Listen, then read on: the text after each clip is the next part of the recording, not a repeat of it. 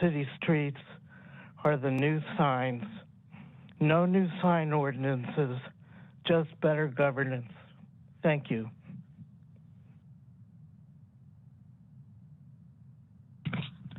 Good afternoon, Commissioners. My name is Stephanie Peak, and I'm a member of the San Francisco Land Use Coalition. I ask you not to vote for this proposal of increasing signage. I am a visual artist with many years of experience as a graphic designer. My studio designed and produced our fair share of signs in San Francisco for clients ranging from Rockefeller properties to small mom and pops. If there's one thing we designers learn, it's this: KISS, which is an acronym meaning keep it simple, stupid. The purpose of retail signage is to show customers where you are. Over signage makes it difficult to find stores and restaurants. It creates visual chaos. Too many signs are like a shouting match for attention. Very ugly. So I ask that you reject the proposal to increase the number and size of signs in San Francisco. If the purpose of this proposal is to help businesses in San Francisco, it will not achieve its goal. Quite the reverse. It will only add to the visual clutter and cause chaos and confusion. The great artist Matisse said, and I quote, "If I put a black dot on a sheet of white paper, the dot will be visible no matter how far away I hold it. It is a clear notation. But beside this dot, I place another one and then a third, and already there is confusion." End of quote. Please vote for clarity and beauty. We can do better. Thank you.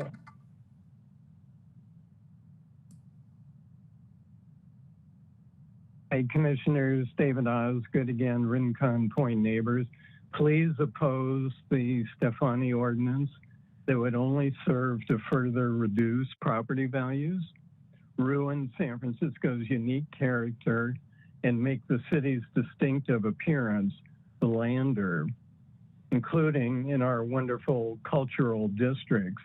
The department's executive summary provides zero evidence that this ordinance would help business. Slide number 2 illustrates projecting signs with awning signs. Planning, to show this, planning gave you and showed an expensive French boutique. Can my slides come up, please? An expensive French boutique that is not at all representative of a typical storefront because the awning is unusually small and is actually set back from the front of the building. I also wanted to show you what's more common in San Francisco. You look at the typical awnings.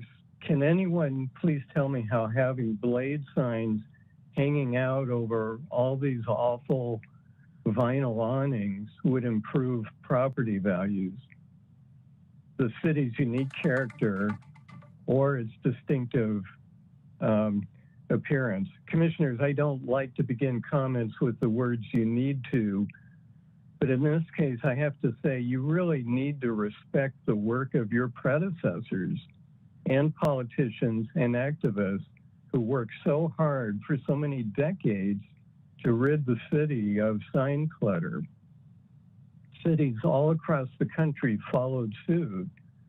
Do not undo decades of commendable hard work by allowing more sightly and redundant signage.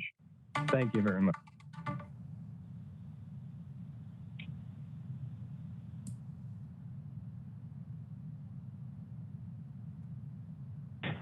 Hello, my name is Martin True. I'm an architect and urban designer and author of a book called Signs, Streets, and Storefronts that explores the relationship between signs and streetscapes as well as architecture.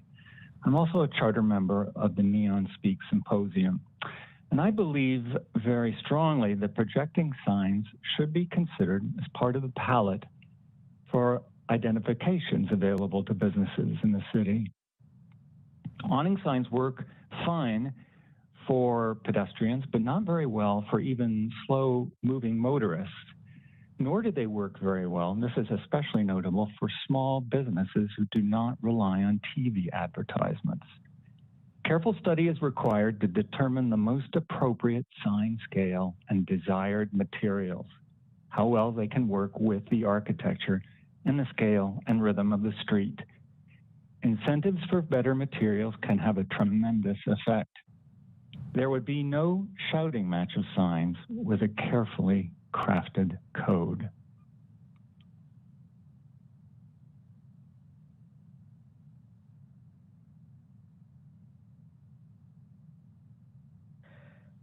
Hello, can everyone hear me? Yes, we can hear you. My name is Katie Connery, and I support this proposal and flexibility around signage laws in general. As the director of the Tenderloin Museum, I've learned that neon signs, which are almost always projecting signs, are an important part of San Francisco history. And I think of neon signs as the intersection of art, history, and safety. And the neon restoration work that's been done in the Tenderloin has made significant difference to lighting in the streets, which has made difference to the safety in the neighborhood. Signs are important cultural assets and very effective advertisement for local businesses. And we want to support quality signs for our city. And more flexibility around laws regarding signage like this proposal that allows business signs on awnings or marquees in addition to projecting signs will make a big difference in promoting quality of signs and storefronts in our city.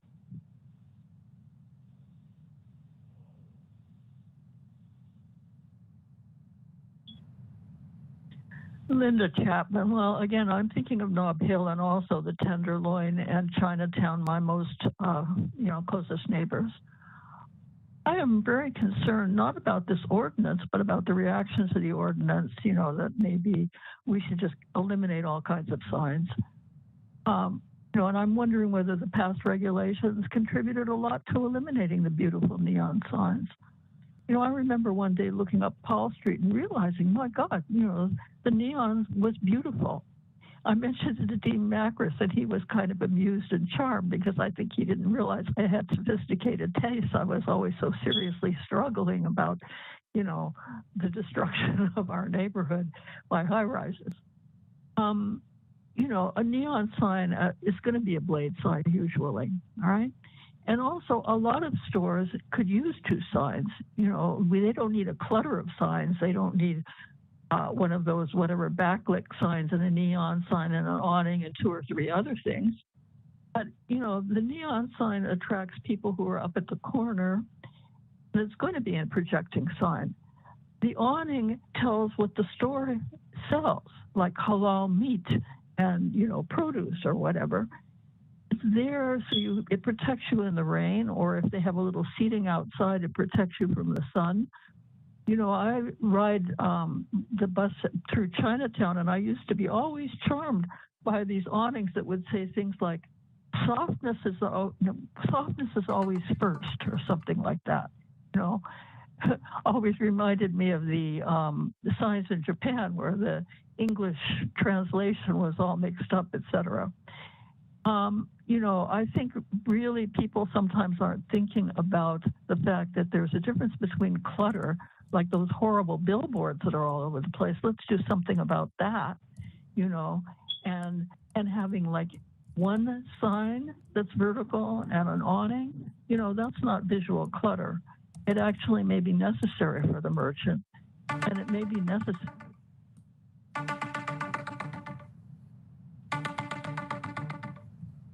Thank you, Ms. Chapman, for that. And please be advised that staff will be reaching out to you to provide a hard copy of the Sutter Street draft environmental impact report and extend the comment period to allow you to submit your comments on that.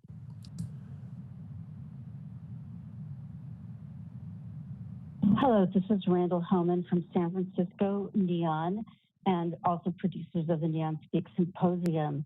And we really are surprised by the reaction against this particular idea that businesses are not allowed to have projecting signs and awnings. And of course, visual clutter, of course, nobody wants, but that doesn't mean we can't have a carefully curated and really pleasing array of signs in different neighborhoods.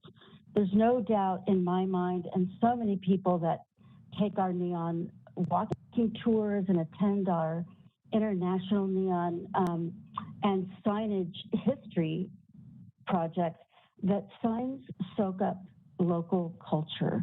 They're just like sponges. And businesses need to reach both pedestrians and motorists. There's nothing like a projecting sign to let people know a block away what's really happening in the commercial area. Awnings just really can't do that. And so we really advocate for more access to businesses to have projecting signs when it's appropriate for the area, and particularly when it allows a business to retain a historic sign and then add an awning for a more current signage in terms of how the business may have changed. Thank you very, very much for your attention, and we really appreciate the opportunity to speak publicly about this.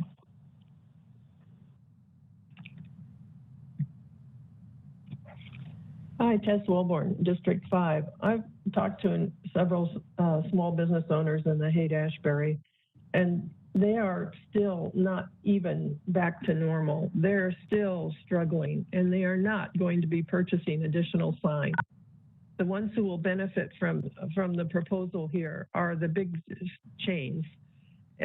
Please thank Supervisor Stephanie for bringing this dilapidation of the sign ordinance to your attention, and take action on getting proper enforcement of the current ordinance. Then you can schedule other kinds of things.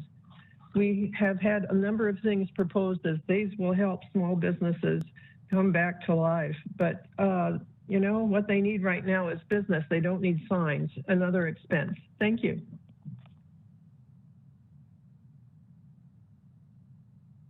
Yes, hi, this is Kristen Evans from the Haight-Ashbury Merchants Association. I know that this legislation doesn't currently address the issues that we've had in our particular commercial corridor, but I wanted to raise it as a possible amendment. There has been apparently a number of complaints, probably by one person, against signs that have been existing in the community for years.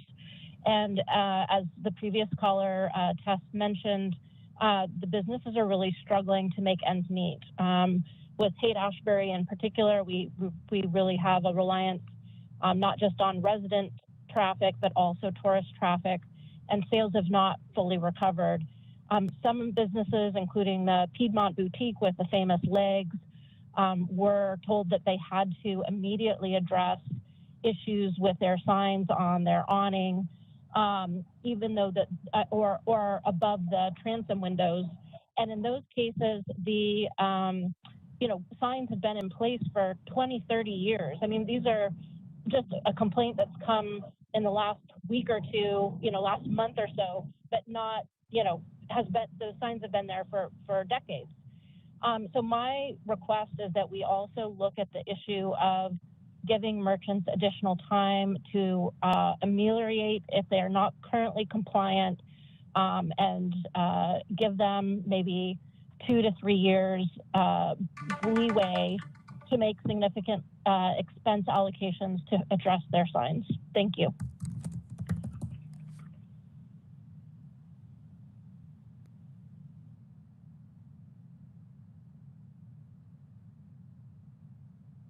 Okay, members of the public, last call for public comment on this item. Seeing no additional requests to speak from members of the public comment is closed, and it is now before you, commissioners. Commissioner Moore. Hopefully no Blue Angels will interrupt me. I'd first like to clarify that this is not about neon signs. I'd like to thank Supervisor Stefani and Ms. Donovan and Ms. Malone for having put this legislation together. For starters, I'd like to say that I agree with the intent of the legislation, which I understand to be to mitigate potential enforcement against a number of small businesses who appear to be out of compliance with long-standing regulations, primarily based on the complaints you have received and the observations you have gathered in the field. What's not quite clear to me is whether or not these people were out of compliance before those regulations went into place. So maybe that's a question for planning staff. And if they predate the regulations, can they be deemed non-conforming, and can we move along without any legislation? It's a subtle point, keep that in mind. I want to take a few minutes and just step back. I want to acknowledge all neighborhood groups who spoke today and those who have written to us, who have weighed in and agree with the many points made by the Coalition of San Francisco Neighborhoods and points made by Rincon Point Neighbors Association. San Francisco's regulation of general advertising signs and business signs have been very successful over the years. This has been a very long-standing, very grassroots, neighborhood-focused effort, and it can be challenging today to prove the success of the regulation based on the absence of something. But what is a powerful reminder is to look at the before and after photos that Mr. Osgood showed again today, which were attached to our report, to understand the value of limiting sign blight in San Francisco. The before, at the time when we did not have these grassroots efforts, were absolutely horrendous. What we have now is calmed down, it is more harmonized, and I think it mostly has kept our neighborhood corridors differentiated yet attractive.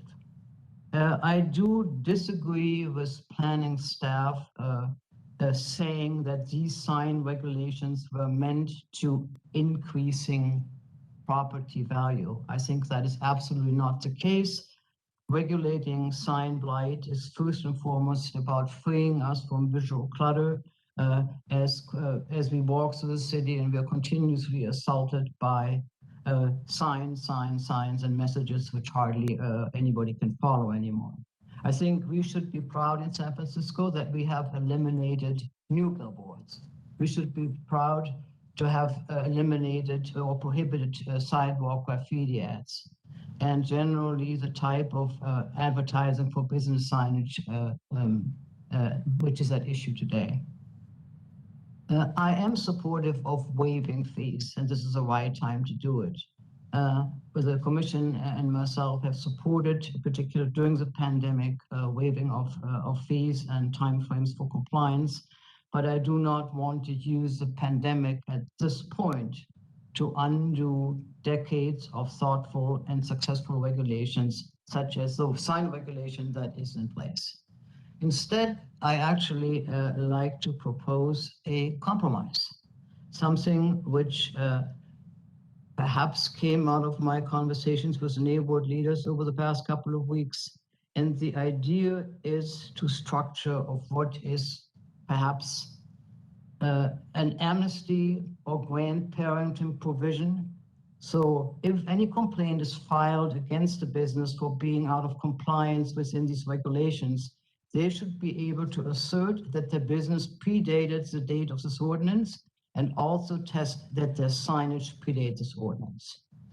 For the 300, actually somebody said 400 or so businesses surveyed by Supervisor Stefani's office, this would provide them with an exemption from the ordinance Article 6 sign regulations. But it would also leave the regulation in place going forward, and any out of compliance signage would be deemed non-conforming, so that subsequent businesses would be charged with bringing them into conformity. While I think 300 or 400 businesses sound like a lot, that's actually a very small fraction of businesses in our neighborhood commercial corridors. And removing this regulation altogether would open up all floodgates. If we move forward in this with this amnesty provision that I mentioned, the staff burden would also be minimal. Even planning's own admission that they again only received 10 or so complaints about this, that they have only received 10 or so complaints about this issue. Again, Just because the complaints are few and far between does not mean that the value of these anti-blight regulations isn't significant. But we should not be throwing out the baby with the bathwater at this moment. And we should not be blaming small businesses if the problem is that city staff have implemented these regulations unevenly over the years. I think one of our public commenters spoke to saying no new sign ordinance, but better governance. I think I'm trying to say that indirectly as well. So it's my proposal. So that is my proposal, and I would like to make a motion to recommend this ordinance subject to that modification. Thank you.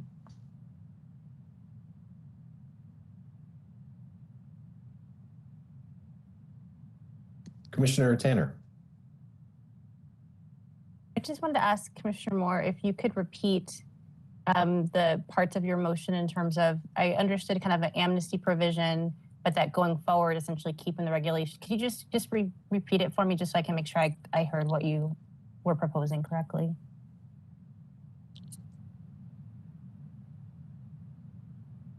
I don't know if you're there, Commissioner Moore.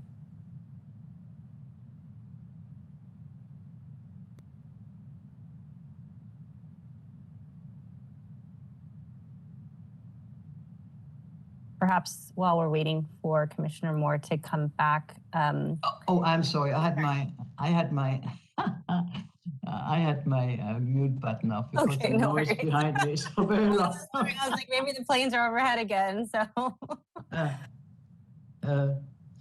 it would leave the regulation in place, and any out of compliance signage would now be deemed non-conforming. As the amnesty provision or grandparenting provision, I'm picking up on Mr.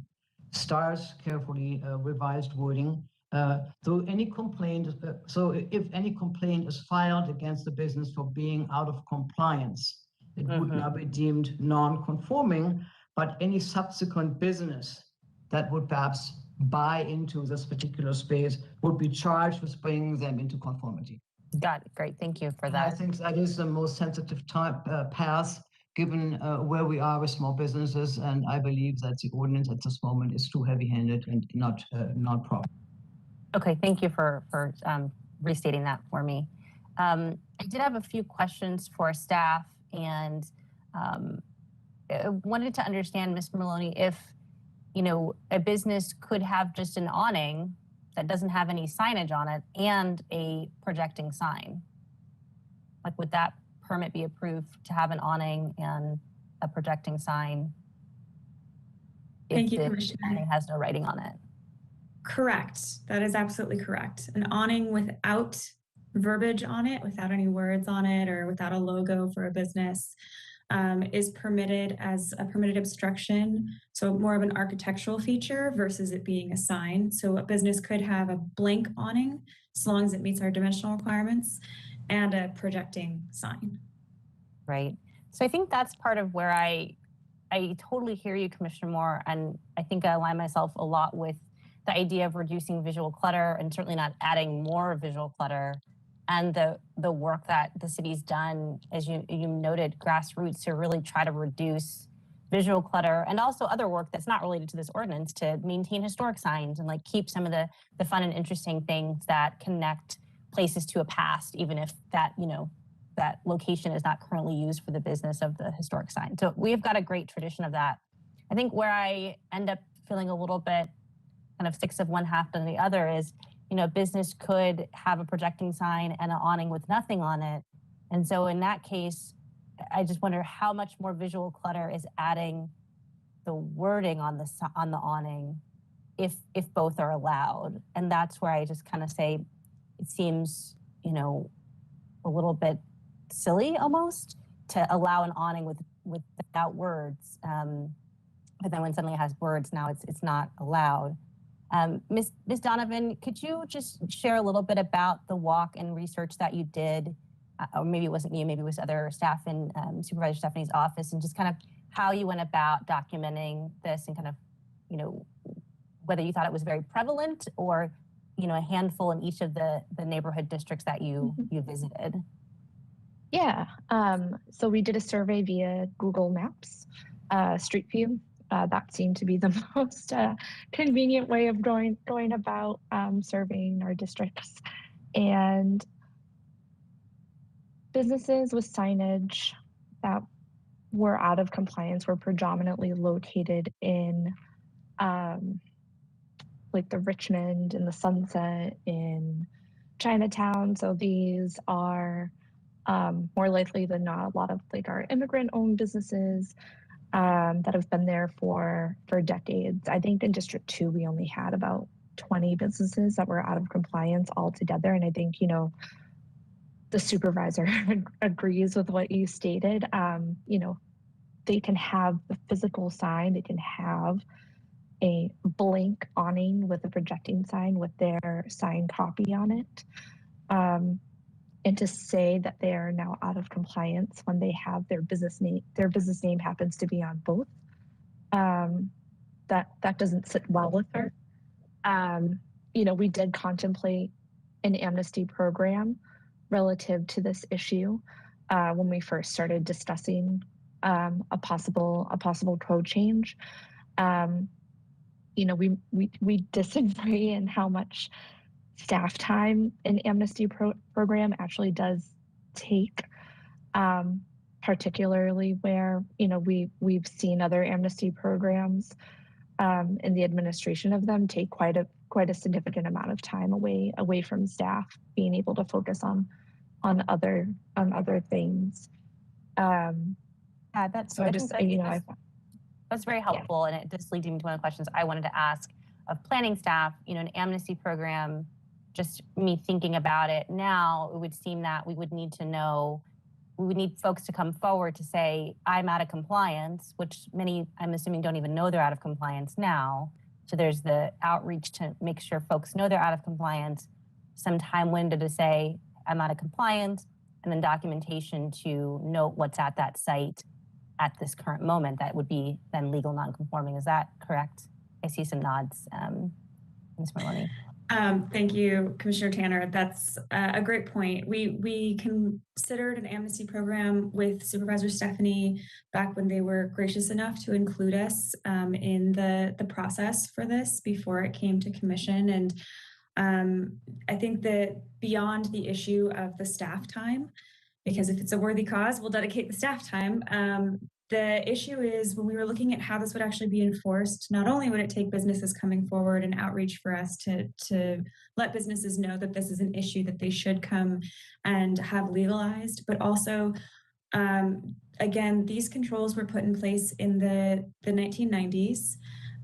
Our satellite imagery, our Google Street View, things like that, they didn't exist. We don't have access generally to anything before 2002 in terms of satellite images of the city. And so the burden would fall on that property owner or that business owner to prove that somehow their awning existed before the regulations of the 1990s. And then we get into the nuances as well of, well, what if the awning has been updated since then, as you would presume many would need to be since the 1990s? At what point does that not qualify? At what point of change of that awning or repair of that awning is it no longer considered the original awning that existed? There's a lot of other issues that come into an amnesty program beyond what we did estimate to be a fairly heavy burden for staff to implement an amnesty program. I guess the other question that I would have is, you know, as I'm thinking about this, you know, I certainly hear kind of the concern is like, you know, will the floodgates be open and everyone will suddenly have awnings and projecting signs, where maybe now they just have a projecting sign and now they're like, oh, I'm gonna have an awning with a sign on it. Before I didn't do an awning because it was, you know, didn't have my signage on it. And so I hear that, but I also am a little bit, I guess, skeptical of that being extremely negative. Again, if those situations could already occur. And I'm also sensitive to this burden of proof that would fall on the businesses. And then further, if they can't prove it, then we've got a bunch of enforcement cases asking businesses to take down and remove signage at a time when I'm not sure that that approach will be helpful. In a situation where we have 10 complaints a year, and now we are actually proactively enforcing. And I hear the comment about good governance, but I think it is important to recognize that a lot of how the city works is complaint-based for a lot of things. We don't typically drive around the city looking for places that are out of compliance with codes and having staff to write up citations or notices of violation and seek compliance with our codes. And so an amnesty program to me almost feels like that we are now requiring everyone who's out of compliance to come forward to prove that they, had their sign before a certain period of time or to take it down. And I think that moves the opposite direction of the ordinance and the opposite direction of our current day regulations and practices. So Commissioner Tanner, yeah, Commissioner Tanner, can I interrupt for a second? Yes, the please. grandparenting clause I was suggesting pertains to this ordinance, not to anything in the past. Because the complaints are so low, 10 a year is nothing given the number of businesses we have. The complaint, the grandparenting would only start with the beginning of this ordinance whenever we set that date. So there is no additional work. That's correct. There's no additional work. It's basically grandfathering within grandfathering.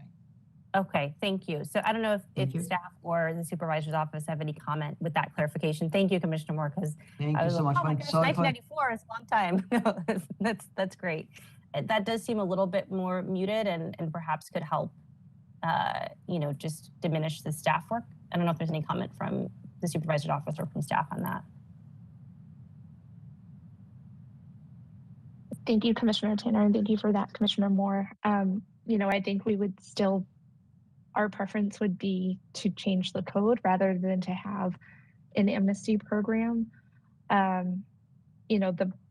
burden of coming into compliance or grandfathering the businesses that were previously out of compliance, the burden of proof still seems like it would still be somewhat of a barrier. I think also for new businesses who would enter the space, for them to bear the responsibility of conforming the existing signage to the existing rule. That also seems to me to be quite a heavy burden and lift, particularly where I have a better understanding of how much it would cost to correct for that. So I don't think that would be our preference. Thank you. I just like to ask Mr. Teague as well. Yes, thank you, Commissioner. That's exactly what I was going to say. I'd love Mr. Teague to step in on the implementation side of that. Sure. Good afternoon, Commissioners. Corey Teague, Zoning Administrator. I think it's helpful to just kind of understand that the proposal we have right now is just proposing to change the sign regulations to make them a little more liberal, allow a little bit of additional signage. It wouldn't really change the fact that all new signs require a sign permit, and they're going to be subject to the controls that are in place at that time. So even any business right now that is either part of a complaint or not part of a complaint, and they want to take advantage of these new, more flexible provisions, if they get adopted, they'll need to come in to, get a permit to do that. And then similarly, any non-conforming right now, any unauthorized sign that's existing out there right now, technically, if there was a complaint, they would need to get a permit, right, and bring the sign. Sometimes they may have a sign that's totally meets all the code controls. They just never got a sign permit to do it. Or they have a sign that does not meet the requirements, and if there's a complaint, then ultimately they'll need to get a permit for a sign that does meet the controls. So that's kind of the parameters. If we did any kind of amnesty program at all, there's still going to be it gives an opportunity for businesses to come in and take advantage of that, but they would still need to come in and get a permit for a sign that met some specific type of provision. And so I think it's just helpful to kind of keep that framework in mind. Obviously, if we had an amnesty program, we'd have to set what is being permitted under the amnesty program, but again, still those businesses would have to come in. And it's also helpful to understand that the way the sign regulations are adopted in the planning code is that anytime there's a new business sign that goes up, even if it's kind of the same sign and you come up to just change the copy, so maybe it changed from Joe's T-shirts to Amy's Cupcakes, whatever that may be, same space, same projecting sign, that is a new sign that technically requires a permit. So the kind of burden of a new business is kind of always going to be there, even under the current code, because technically that triggers a sign permit. And of course, we just have a lot of businesses in the city that just don't get these sign permits. They may not be aware. We obviously try to make people aware as much as possible. You know, the city has a business portal online that tries to give as much instruction and help and guidance on required permitting for new businesses, and sign permits are part of that. You know, we've had lots of conversations with the Small Business Commission in the past too, and I know they give businesses guidance on the need for these things. So there's always some universe of businesses that either purposely or just out of lack of knowing are going to, you know, have these signs and incur those costs without going through the sign permit process. Okay, thank you. I will ask 2 questions. Just in your visual survey that you did, Ms. Donovan, if you just even recall kind of at a kind of a top of your head level, you know, the instances of awning plus projecting sign versus just one or the other. And that's in part because I think a concern would be, you know, triggering a bunch of additional visual clutter, you know, like, oh, now I can have 2 signs, I'm going to do 2, but maybe they're already existing. And so it really isn't, you know, something that's out of the norm. From what you were seeing in your visual survey? It didn't seem to be something that was out of the norm for the commercial corridors. And we just surveyed the existing NCDs and NCTs. The 400 businesses that I mentioned earlier, all of those have a projecting sign and an awning with a sign copy on it. There are, you know, businesses that do have projecting signs and awnings with sign copy only on one, you know, but that didn't seem to be too prevalent. The businesses that yeah, that's is that helpful? Yeah, that's okay. Very, very helpful. And then lastly, I forgot my other question was going to be for staff. I guess I can ask it if I recall it. But those are my questions. I look forward to hearing from the other commissioners and what their thoughts are and their preferences regarding this proposal. And Commissioner Tanner, if I could just also clarify one additional thing. I just want to make sure it's clear that just because these businesses that the supervisor's office surveyed had a projecting and an awning sign does not mean that the dimensional limitations that we would continue to enforce for both the size and the amount of sign copy would change. And so there are probably still many businesses that even through the passing of this ordinance, if it were to pass as constructed, would still need to amend their signs in some way, shape, or form to come into conformity with our dimensional controls. And that gets a little bit harder to do with a grandfathering program, because the presumption with the grandfathering program is that they would keep all of their existing signs. They would not have to file whether it complies or not. Yeah, I did remember my other question. Thank you for that. I think that is an important point. The additional districts that the department is recommending beyond what the supervisor did, that did give me a little pause. On one hand, I did understand kind of like, well, if we're going to do it for some commercial areas, like every business, essentially maybe not every, but more businesses should be allowed if the purpose is to help folks be in conformance. But I was also concerned, you know, it seemed like some of those areas cover larger swaths and they're not so much like a corridor, it's like almost a neighborhood, particularly in Soma and like the residential enclave districts. And so I was a little more concerned about adding those larger areas, understand the concept, but could you speak at all to that if you have any concerns about adding larger areas to the part covered by this proposed legislation? Yeah, absolutely. So I think when we were discussing this among staff, we realized that we had to ask ourselves, what is the motivation and why do we support allowing this? And it's beyond just there are lots of businesses that are currently out of compliance. It was truly something where we said, in our opinion, adding sign copy to an already existing awning in many cases is not contributing to visual clutter.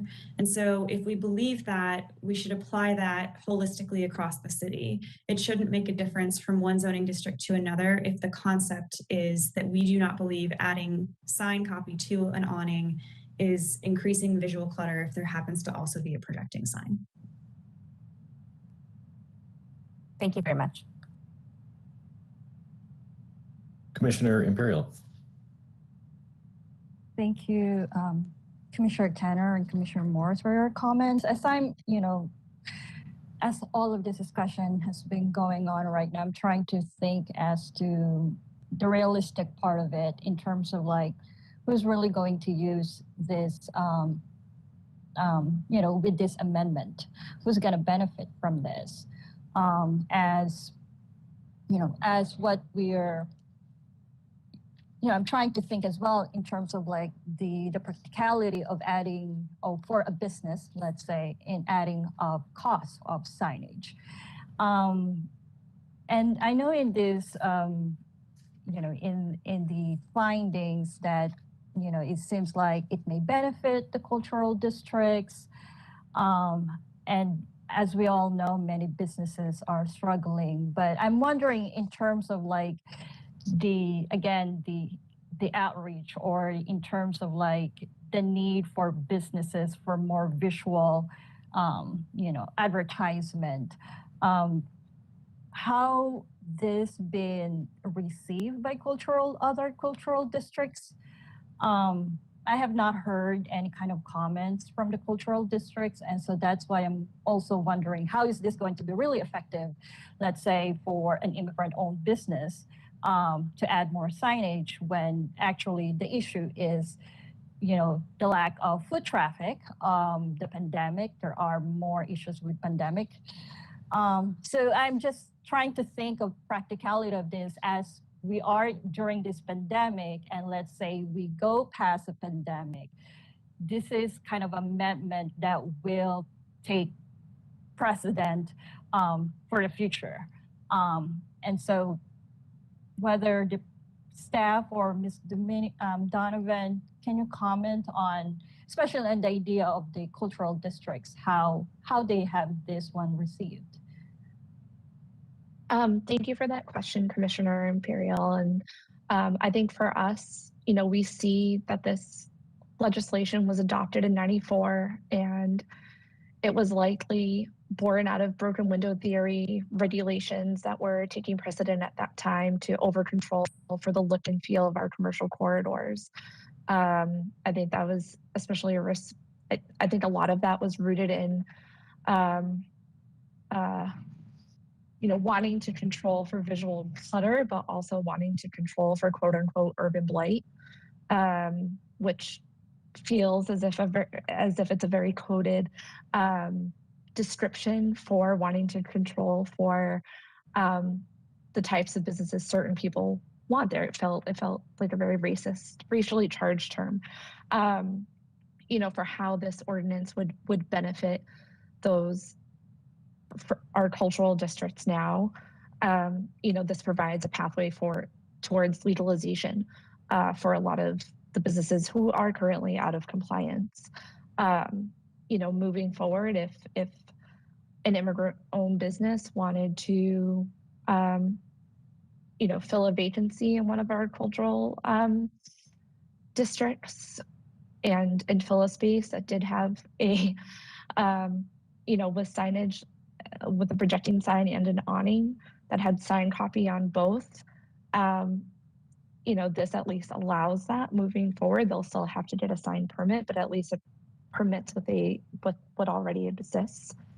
In terms of outreach to the cultural districts, I spoke with Meta on this, just to see if there would be any concerns or any unintended consequences.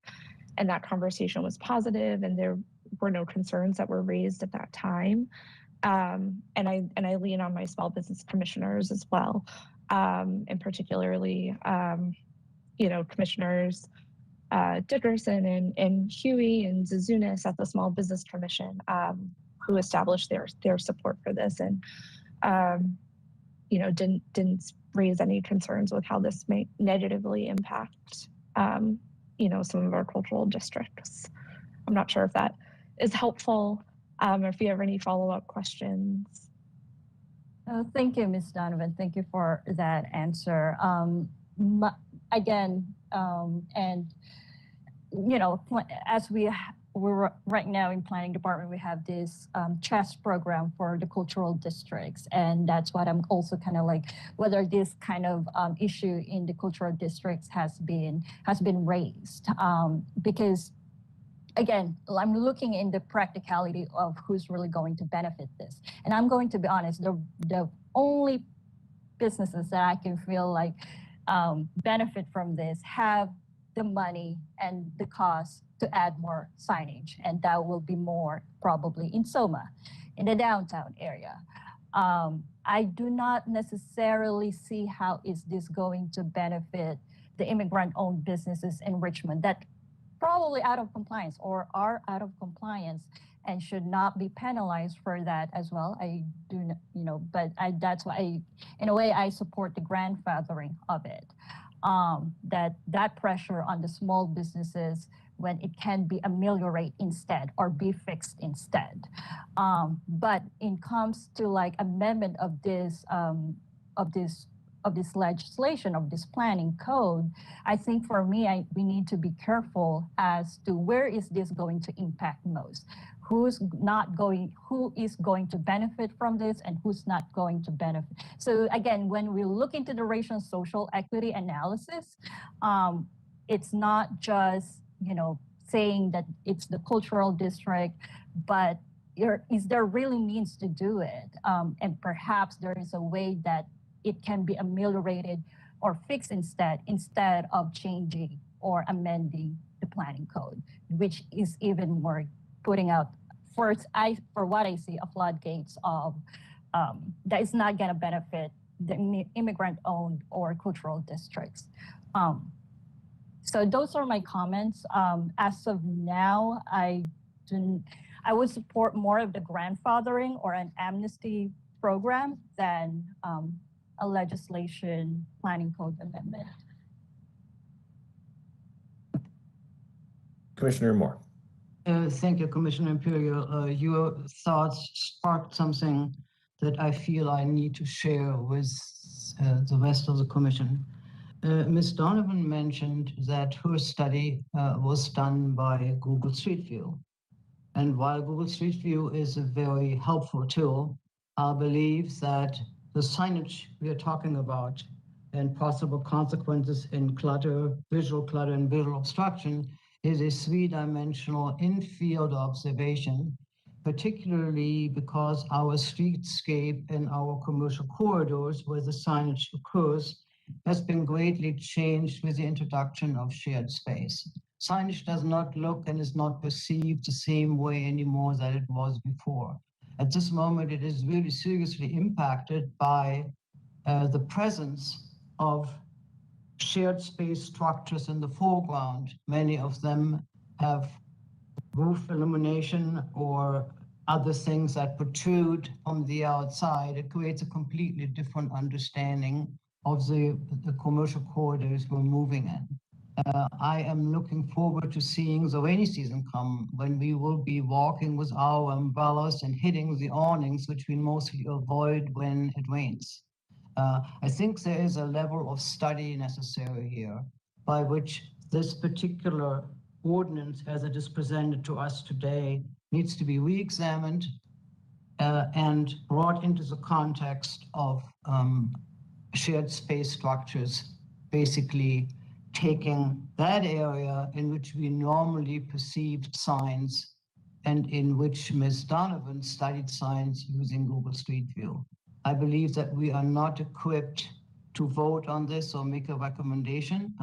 I still stand by my idea of amnesty, but I believe that the consideration for the rest of planning requires to look at it in a different context that is not being brought forward in today's legislation.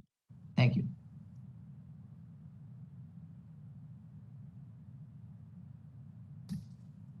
Commissioner Diamond. A question for Commissioner Moore on her proposal.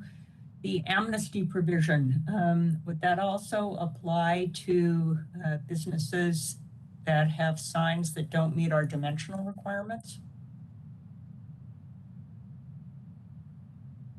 I'm not sure how that could be there in the first place. And then you get back to the comment made by the public that it is really about not about signs, but about better governance. Better governance can occur at any time. So I would probably take the better governance on signs that are illegal signs rather than signs which are non-compliant. Non-compliant is one thing, illegal signs is a different issue. And I guess this is a question for Dominica, which is under the ordinance, what would happen to businesses with signs that don't meet dimensional requirements? This ordinance doesn't address dimensional requirements. It simply addresses sign copy. And as such, yeah, it would not, businesses who don't meet the dimensional requirements would not have a pathway towards legalization if an enforcement case would be brought upon them. But I also defer to the subject matter expert on that to confirm that that's the case.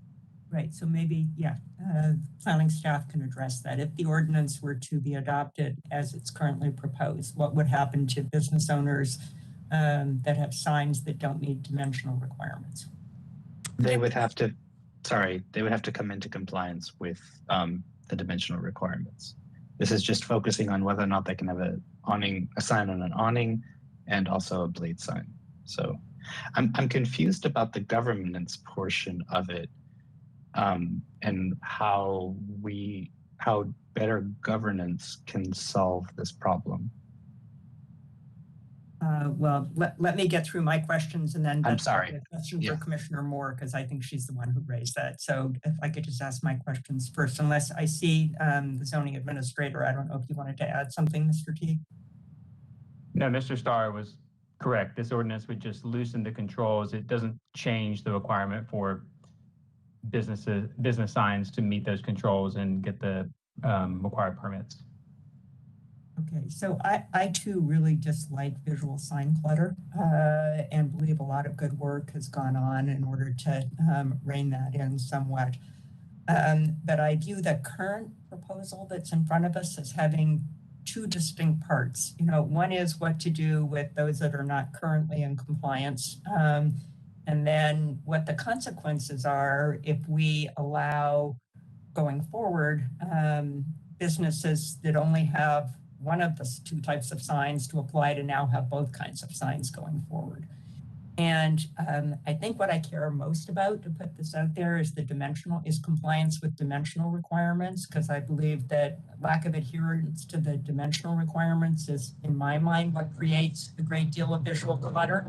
And so I would not want to change our dimensional requirements or grandfather people in who don't meet the dimensional requirements. I think everybody should over time come into compliance with those. But for people who currently meet dimensional requirements but happen to have both an awning sign and a projecting sign, I am fine with that, with those people being able to continue with their signs.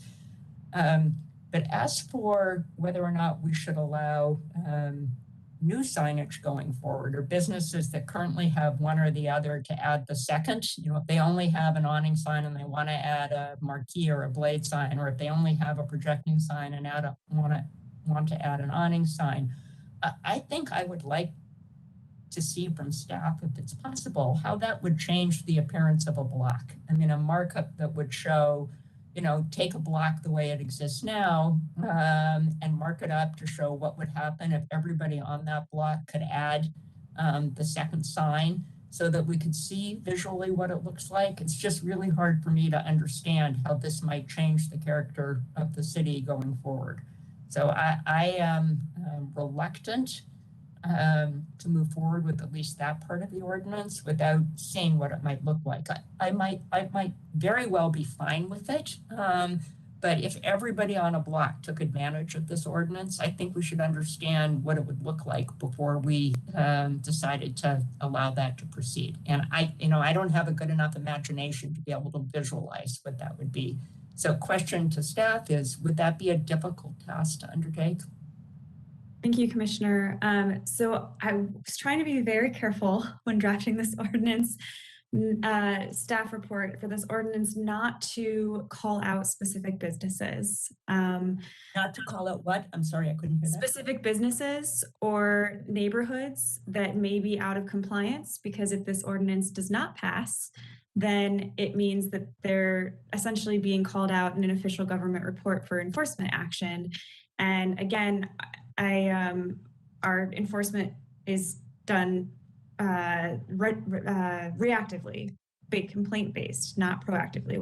We don't have inspectors walking down streets ticking off who's out of compliance with various provisions of the code.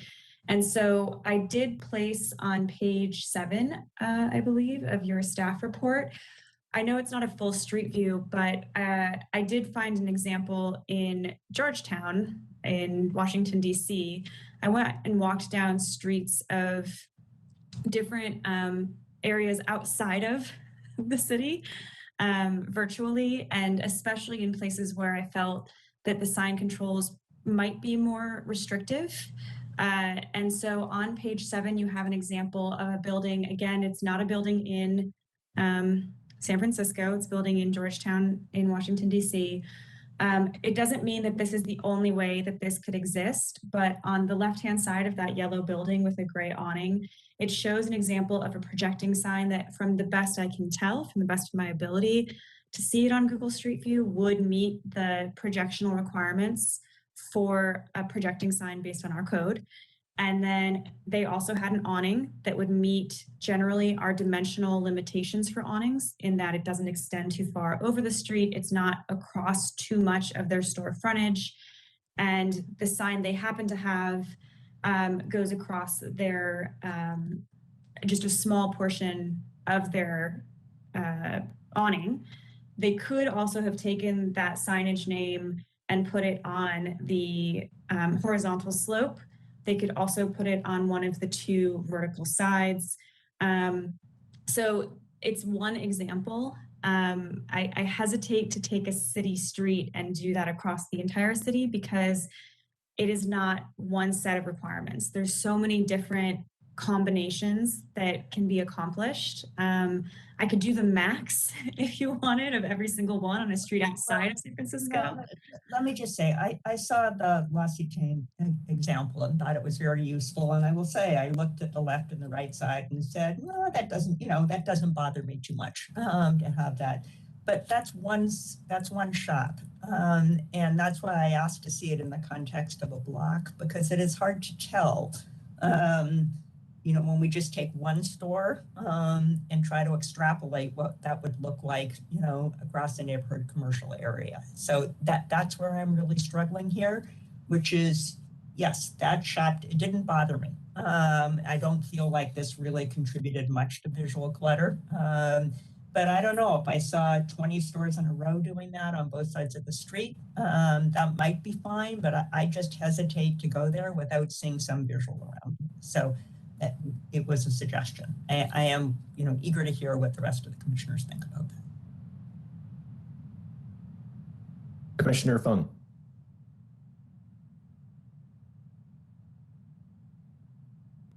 I am also not enamored with the visual clutter. The extent to which, of course, is highly subjective and impersonal.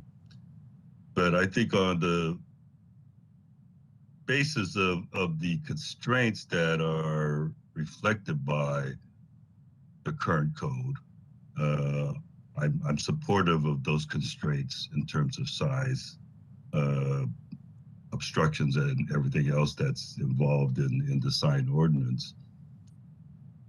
I would be supportive of Commissioner Moore's amendment if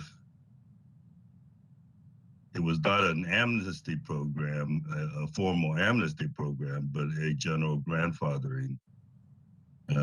I'm not interested in creating another department to go out and chase after these signs. But that any grandfathering of those does not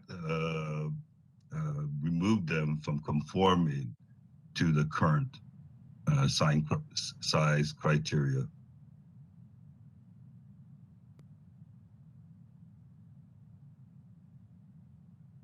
Commissioner Tanner. When I initially put my name back up, I was wanting to kind of align myself with Commissioner Diamond's comments around trying to visualize it. Because I think for me, the real crux of the issue for me is, you know, what sense does it make to not allow someone to put up an awning and not have lettering on it? And is that lettering itself the straw that breaks the proverbial camel's back, and now suddenly we have clutter? And so I guess the assumption we're making is that, well, if businesses can have two signs, they're going to choose that. And so where there is not currently an awning, they will choose an awning and have lettering on it. Or where there is an awning with lettering, they will add a projecting sign because the value of that signage to their business is great enough that they want to do both.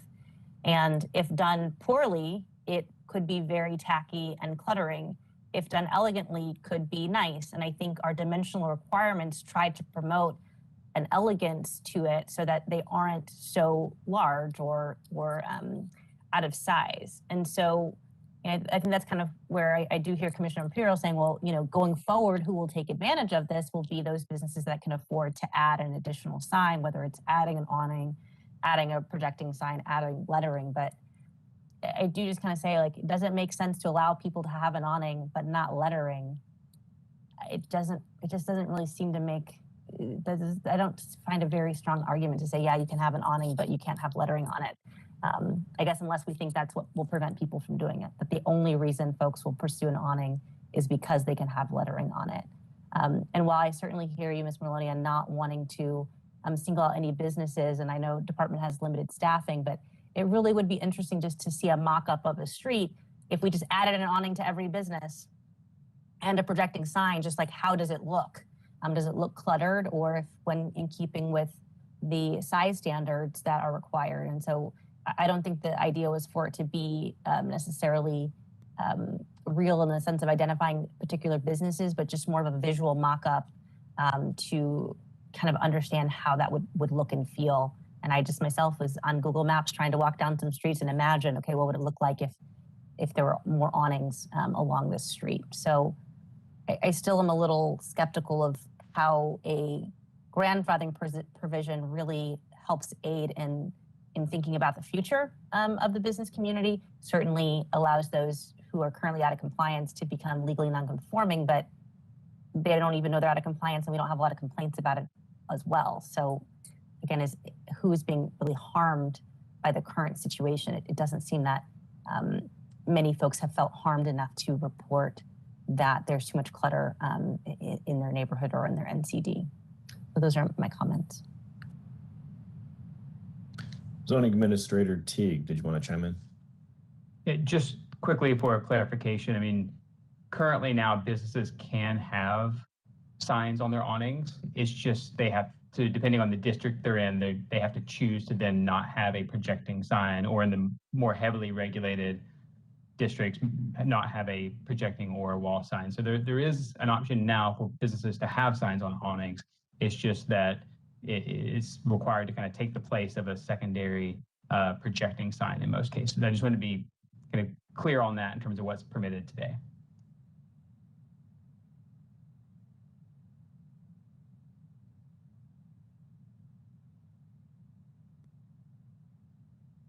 So I was just in general leaning towards the supervisor's recommendations, but I'm still open to any other modifications.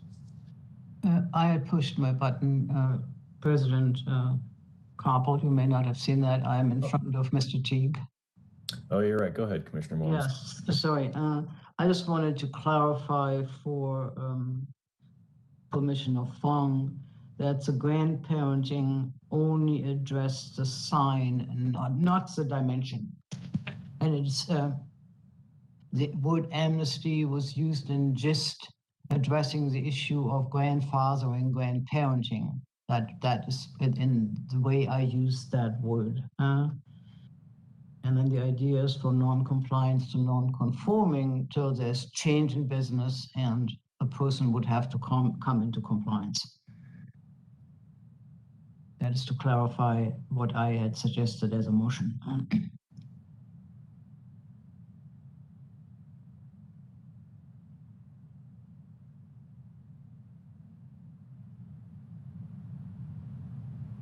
Commissioner Diamond. Would it be possible to continue this item for a couple of weeks for staff to come back with a visual mock-up so we could look at all parts of the ordinance together? Is that a motion, Commissioner Diamond? Well, I wanted to know if that's something staff could even accomplish before I make it a motion. Just to address that, Commissioner Moore, I'm sure we could take a crack at it. I think that the issue with doing it would be kind of, are we assuming everybody's got a blade sign and an awning and a sign in their storefront on the glass, and then are we just adding the awning sign to that to show the difference? I mean, I think we're making assumptions on what exists, and are we maximizing the size of the signage on the awning? It's a little. I would say yes. It's the worst case scenario. Yeah, worst case scenario compared to the worst case scenario of signage under the current rules. So is it just everybody's got an awning with no sign on it? Correct. Everybody's got a blade sign. Everybody's got a sign on their storefront, and then we're just adding the signage onto the awning. Everybody goes to the maximum of what they can do under this proposed ordinance. Yeah. I'm sure we could take a crack at it. Yeah. Just think anything would help. So we have some sense as to what it is we're approving. Because I will say the L'Occitane en Provence signage doesn't bother me, but I don't know if there were 20 of them, maybe it would. No, and I appreciate the conversation because we've had the same discussion internally when considering the ordinance. I think ultimately what tipped us was how many existing signs, how many existing businesses are out of compliance with this on the scale of kind of enforcement complaints. We don't get a lot. So it's not as if, there are a lot of San Franciscans walking around thinking there's too much signage and too much visual clutter on our commercial corridors. But if that's helpful, I think we can take a crack at that. So then I don't know if there's an existing motion on the table, but I would move to continue this for 2 weeks so staff could come back with a visual and then we could reconsider this. And I just asked Ms. Merloni, do we have time under that? We have to act on the ordinance at a certain amount of time. Ms. Merloni, do we have time under this? Unfortunately, we do not. The ordinance expires on October 19th, which is not next Tuesday, but the following. So that would be before a 2-week. And I would move to continue it for 1 week to do that. Second.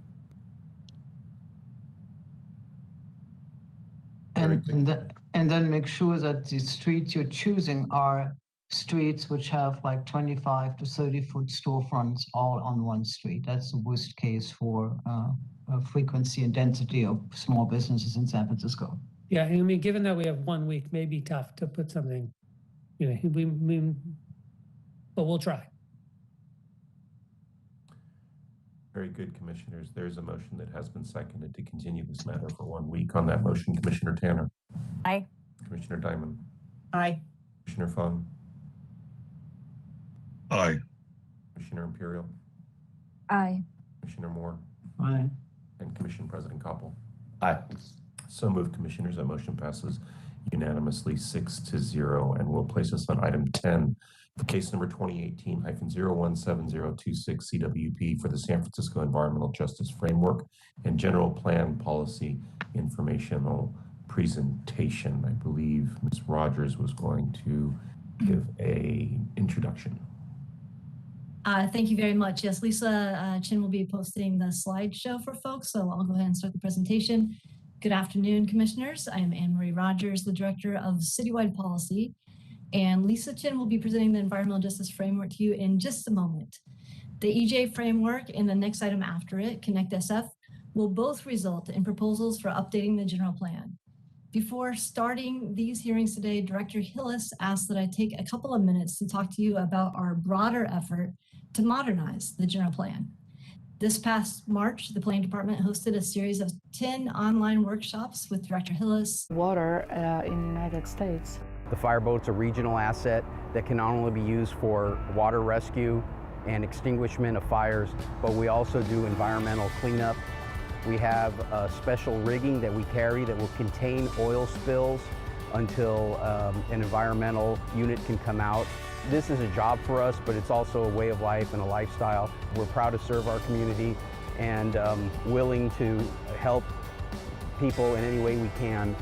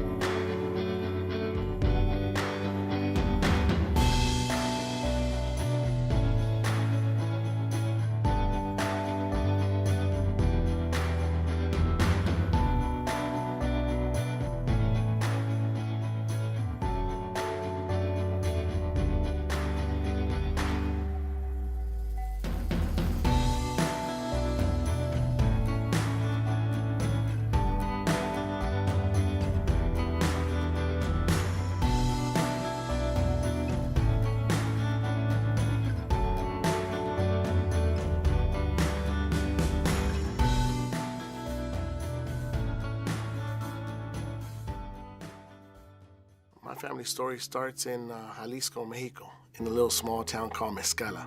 My parents are from a very, very small town. I mean, so small that my dad's brother is married to one of my mom's sisters. You know, that's how small it is. A lot of folks from that town are here in the city.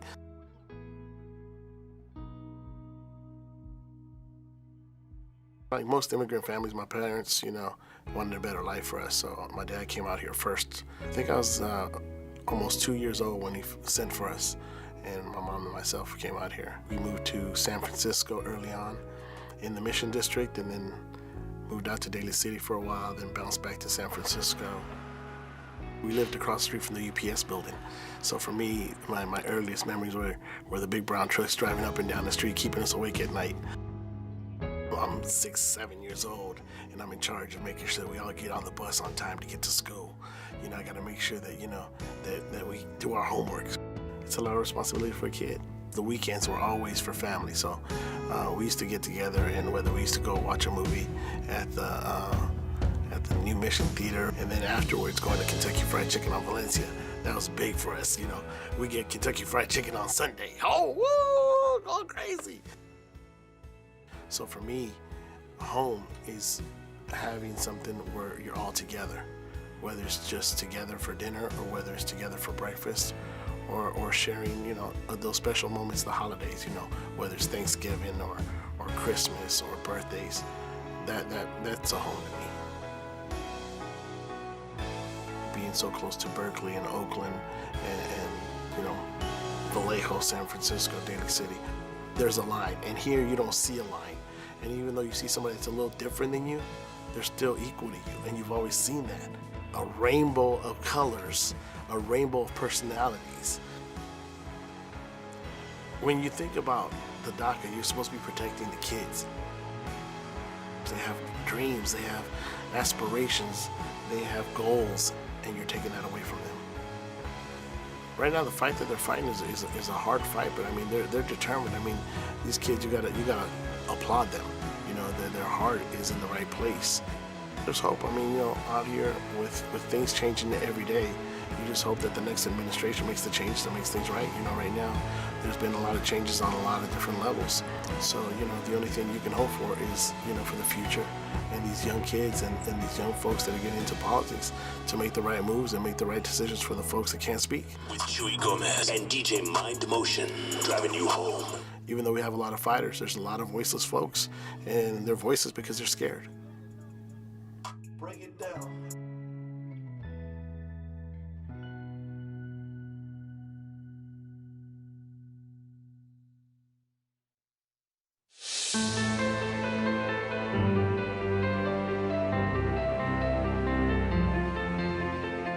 SFGovTV, San Francisco Government Television.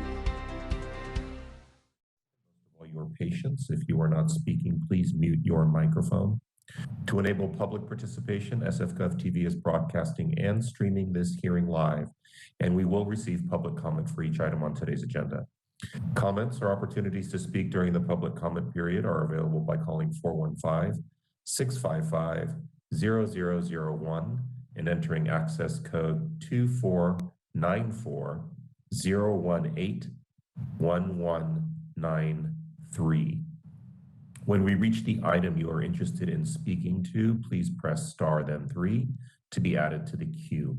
When you hear that your line has been unmuted, that is your indication to begin speaking.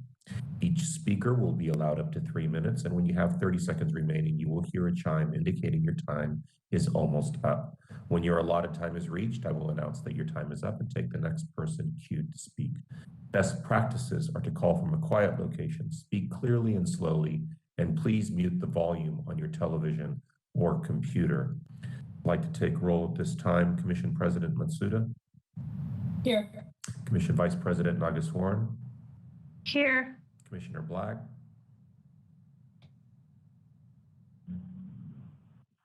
Commissioner Black. I know you're here. You may Sorry. I think I'm unmuted now. Thank you. Commissioner Foley. Present. Commissioner Johns. Here. Commissioner So. Here. And Commissioner Wright. Here. Thank you, commissioners. First item on your agenda today is general public comment. At this time, members of the public may address the commission on items of interest to the public that are within the subject matter jurisdiction of the commission, except agenda items. With respect to agenda items, your opportunity to address the commission will be afforded when the item is reached in the meeting. Each member of the public may address the commission for up to 3 minutes. To raise your hand, you need to press star 3 to be added to the queue. And when you hear that your line has been unmuted, that's your indication to begin speaking.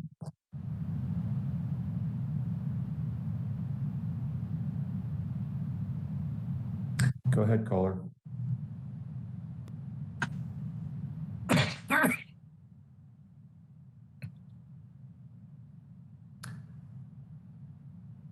Hello, caller.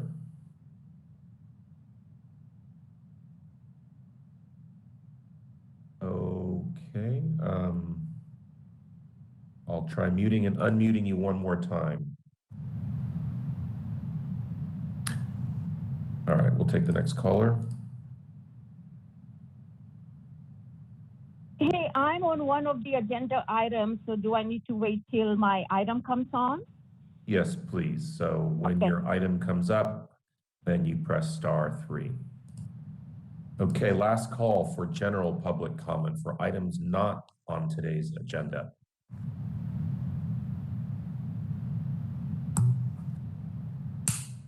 Go ahead, caller.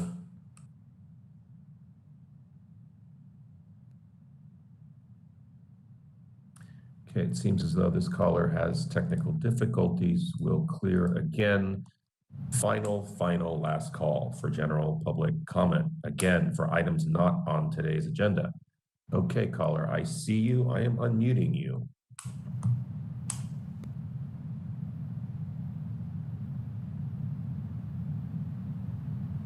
Caller, I'm not sure what is the problem, but you are unmuted. I see your number is 415-240, but we cannot hear you. How's this? Oh, that's much better. We can hear you. Go ahead. Oh, good. Okay.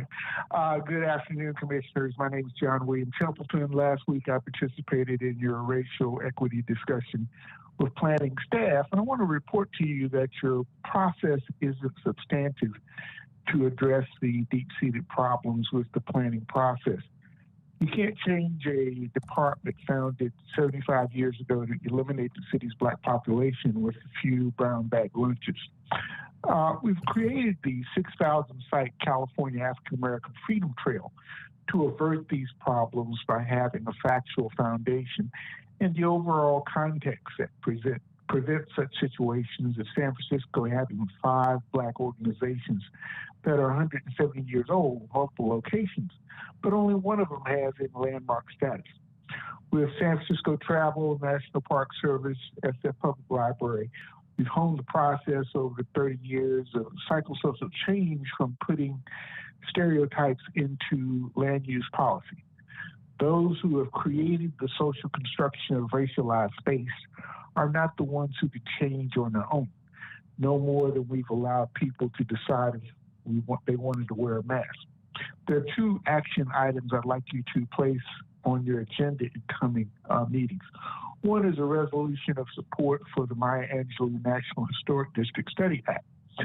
2, landmark status for the city's 170-year-old Black organizations, especially First AME Zion Church.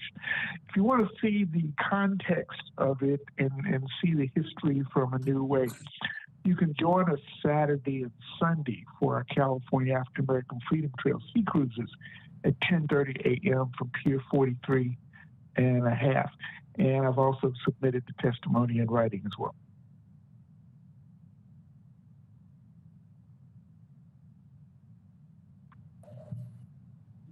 Okay, thank you. With that, general public comment is closed, and we can move on to department matters. Item 1, department announcements. Hi, Jonas. This is Liz Waddy, Director of Current Planning. No director's announcements today, but our preservation managers do have some updates on some landmark designations at the board. So I'll turn it over to Rich Sucre. Hello, Commissioners. Rich Sucre, Deputy Director of Current Planning. Yes, we just wanted to give you an update on where some of your landmark nominations are. Recently, at the full board, the Eagle Landmark basically is passing through. So that basically has one more hearing in front of them. And then recently at the Land Use Committee, we had 2 updates. Let's see, the Ingleside Terrace was at Land Use last week, and the Diego Rivera fresco at the San Francisco Art Institute. So a couple of the designations that you've had the chance to work on are kind of moving through the legislative process. And that concludes my report. Thank you, Deputy Director Sucre. Commissioners, if there are no questions, we can move on to commission matters. Item 2, President's report and announcements. I don't have any announcements at this time. Very good. Item 3, consideration of adoption draft minutes for September 1st and September 15th, 2021. We should open up public comment. Members of the public, this is your opportunity to speak to the minutes by pressing *3. Seeing no members of the public requesting to speak at this time, Commissioners, public comment on the minutes are closed or is closed, and they are now before you. Motion to approve. Second. Thank you, Commissioners. On that motion to adopt the minutes, Commissioner Wright. Yes. Commissioner Black. Yes. Commissioner Foley. Yes. Commissioner Johns. Yes. Commissioner So. Yes. Commissioner Nagaswaran. Yes. And Commission President Matsuda. Yes. So moved, Commissioners. That motion passes unanimously 7-0, placing us on item 4, Commission comments and questions.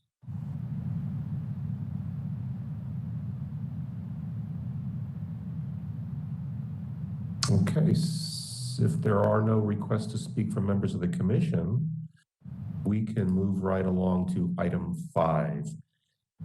This is a request, Commissioners, to adopt a resolution extending your remote hearings.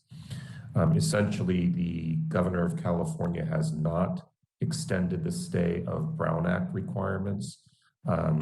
However, the Mayor's Office and the City Administrator's Office have also not permitted us to resume in-person hearings in City Hall. So we're in a bit of a catch-22, but the City Attorney's Office has presented this solution to adopt a resolution essentially extending remote hearings for 30 days and then calendaring another extension by resolution every 30 days moving forward, depending upon what happens with the pandemic and City Hall and in-person hearings. The 30-day extension and limitation is a legal requirement, which is why it will come back before you in November if need be. Unless there are specific questions from commissioners at this time, I'll open up public comment on this matter. Members of the public, it is your opportunity now to speak to this resolution requesting that the commission extend remote hearings. Seeing no request to speak from members of the public, commissioners, public comment is now closed and it is now before you.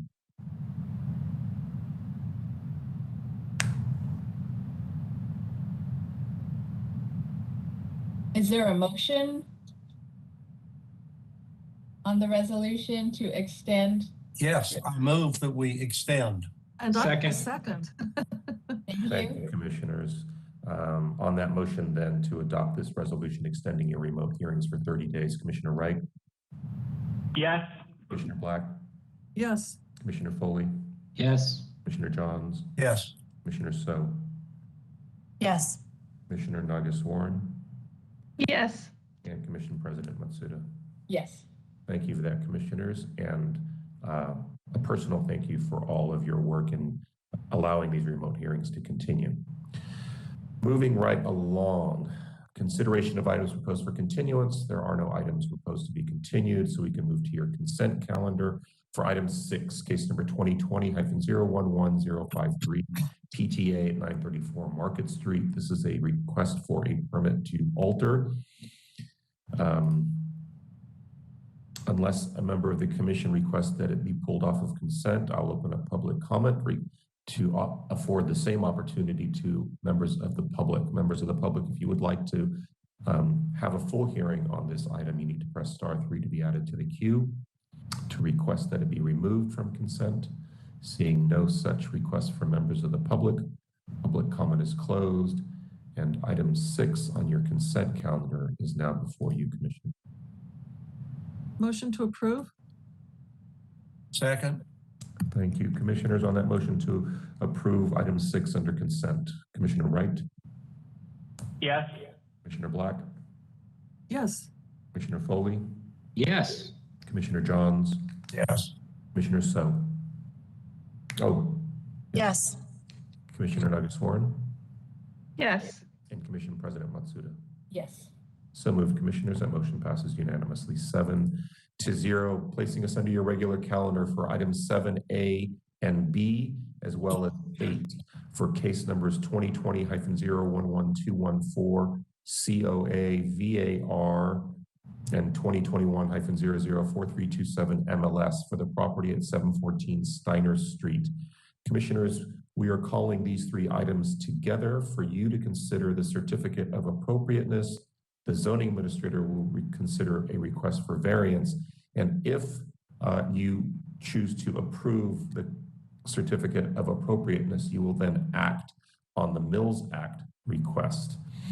We will hear from staff regarding the certificate of appropriateness and variance, the architect on the project, staff regarding the Mills Act request, as well as a few comments from the project sponsor, and then we'll open up for public comment for one public comment period, and then close the public comment period to allow you to deliberate and potentially act on each of these items.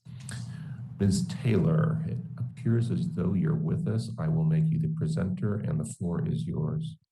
Thank you.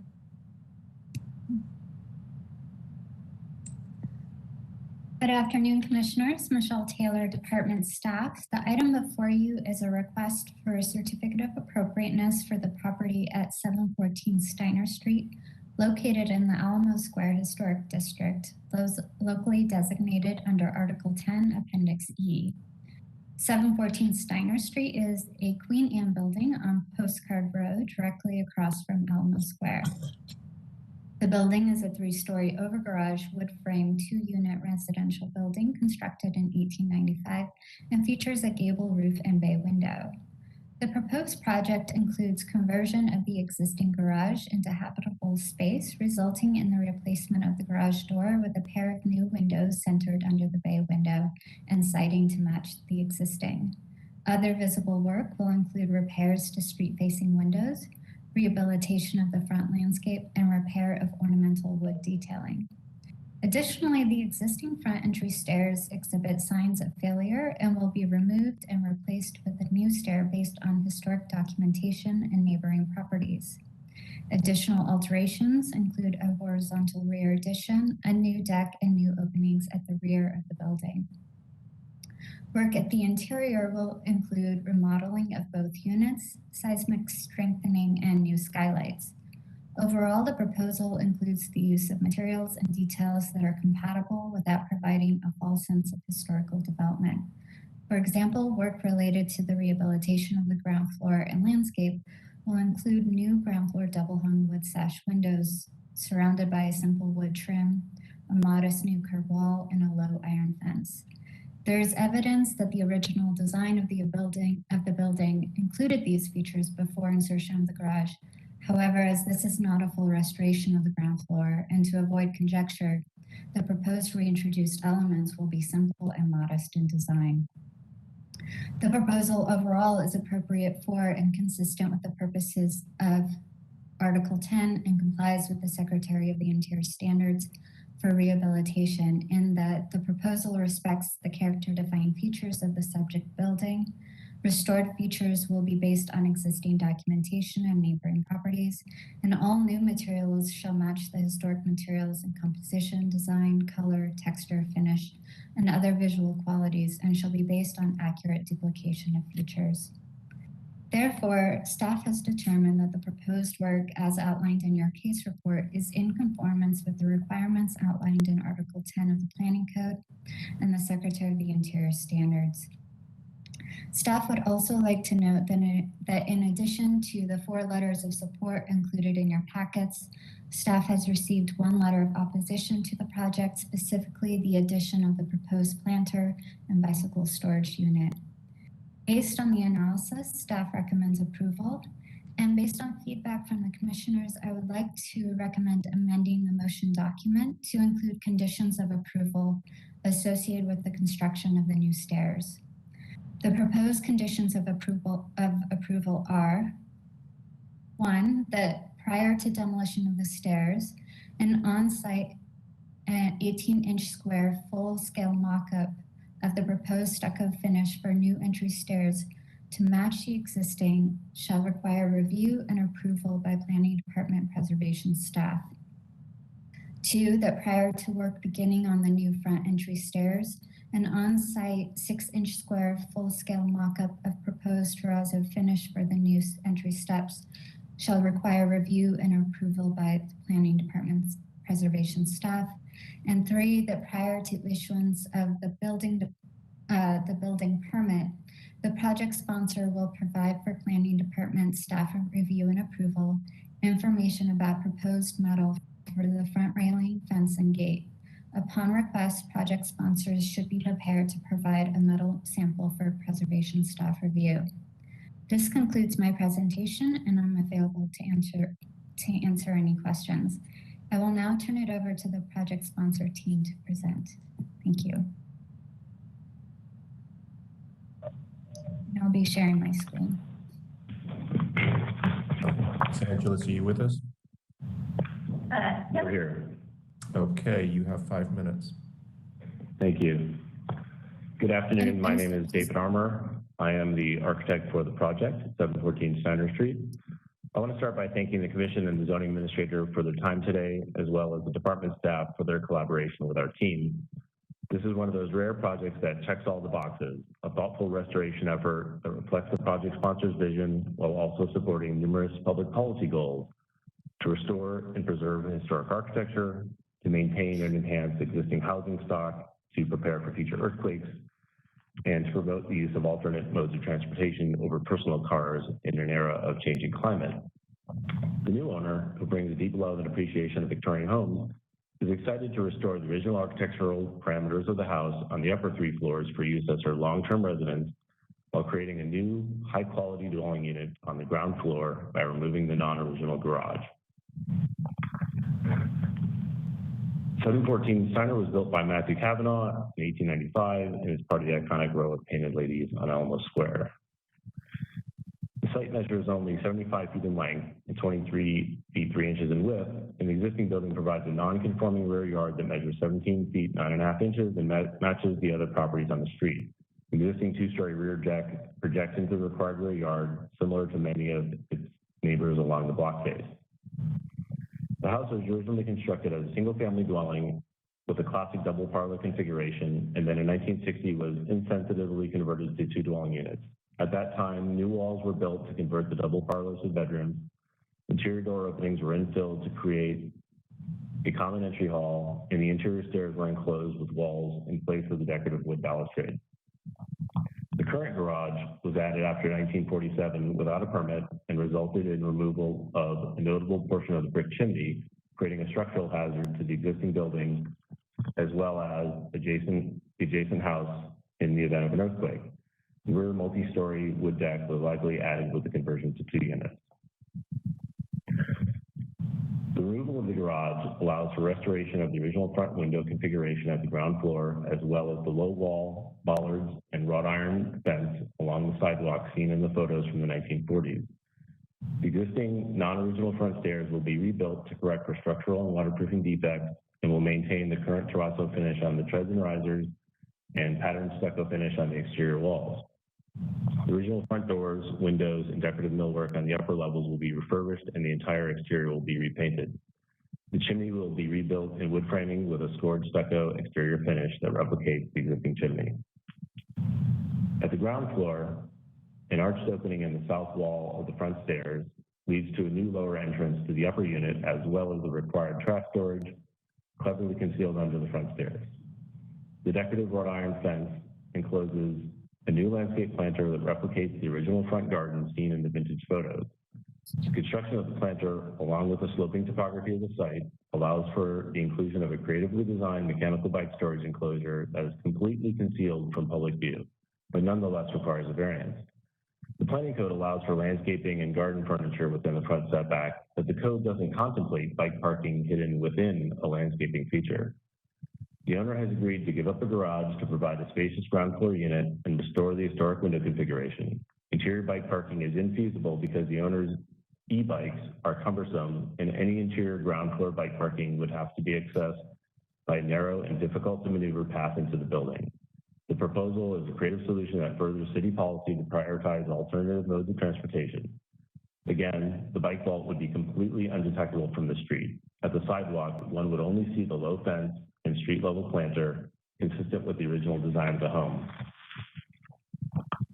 The new ground floor unit's layout maintains the front-facing 2-bedroom configuration of the existing second floor unit. It has exposure to both the front and rear in alignment with the city's flats policy and has access to shared outdoor space in the rear garden. The renovation of the upper floors removes all the 1960s walls, restoring the double parlor and open stair. 3 new skylights near the center of the roof will bring natural light to a currently dim center of the house. The existing 2-story rear stairs and decks will be removed and replaced with a 1-story deck and stair.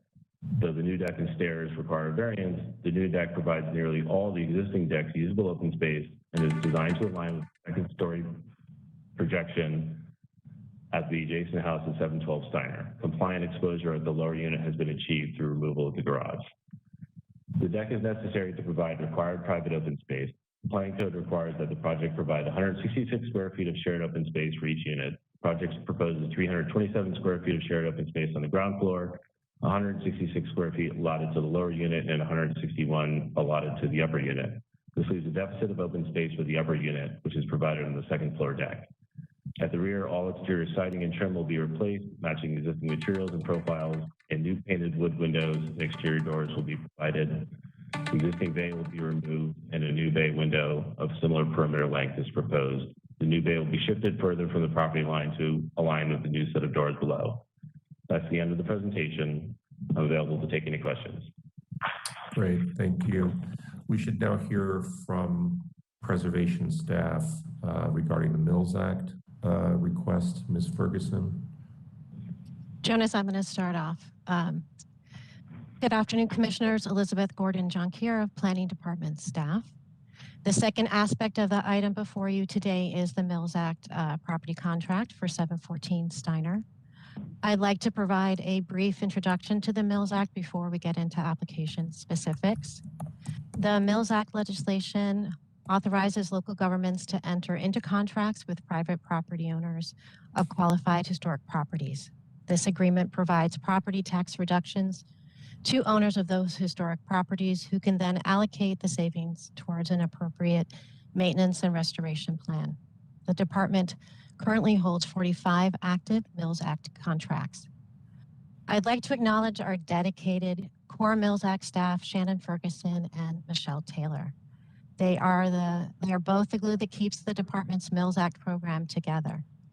In addition, over the last 3 years, the department has assigned a different preservation staff person to provide support in processing the Mills Act applications. This assignment also provides that staff person with the opportunity to learn about the program and expand the professional preservation expertise. This year, Jonathan Vimmer has worked with us. In addition, all preservation staff members assist in the annual Mills Act contract monitoring, which Shannon will describe later in the presentation. This year, the department received one Mills Act application for 714 Steiner. It was submitted by the May 1st filing deadline, and department staff reviewed the application for completeness.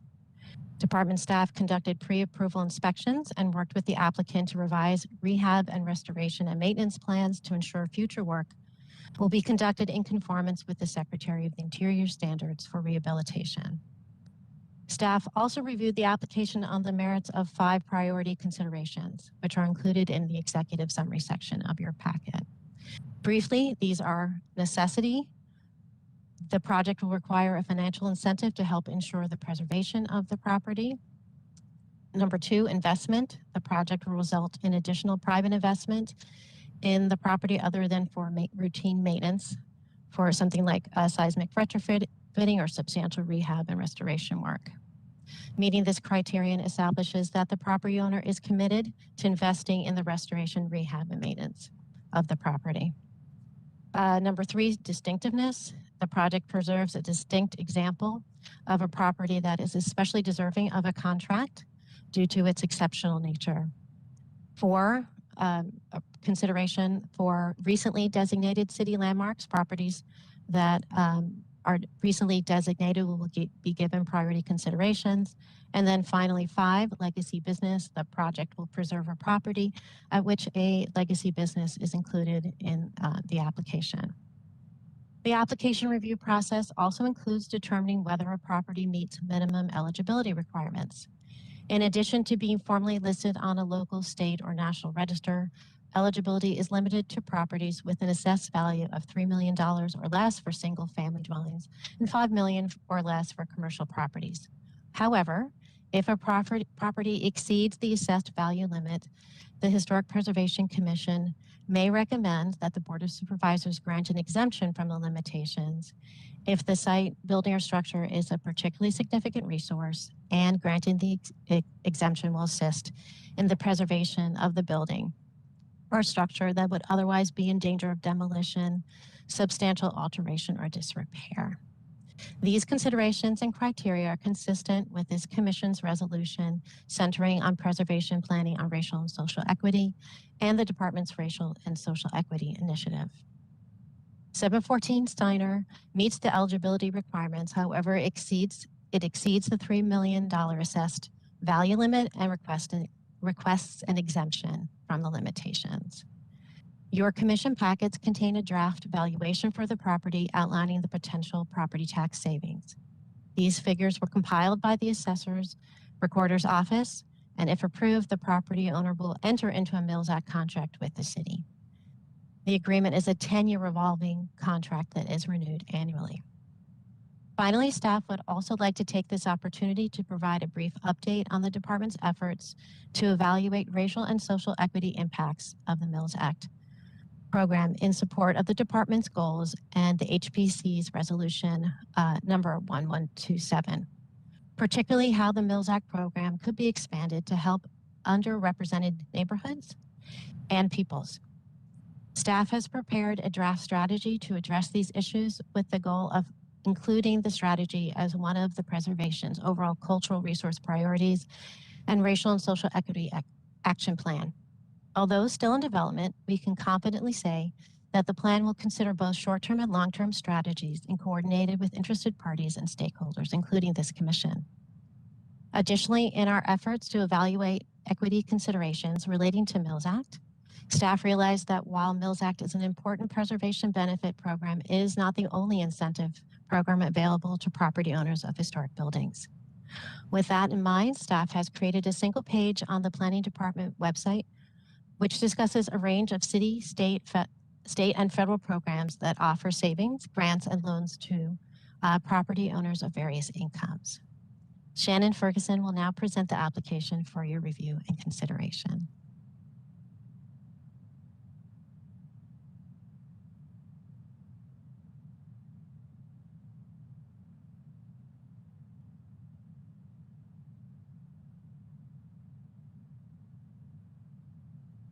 Shannon, you may be muted.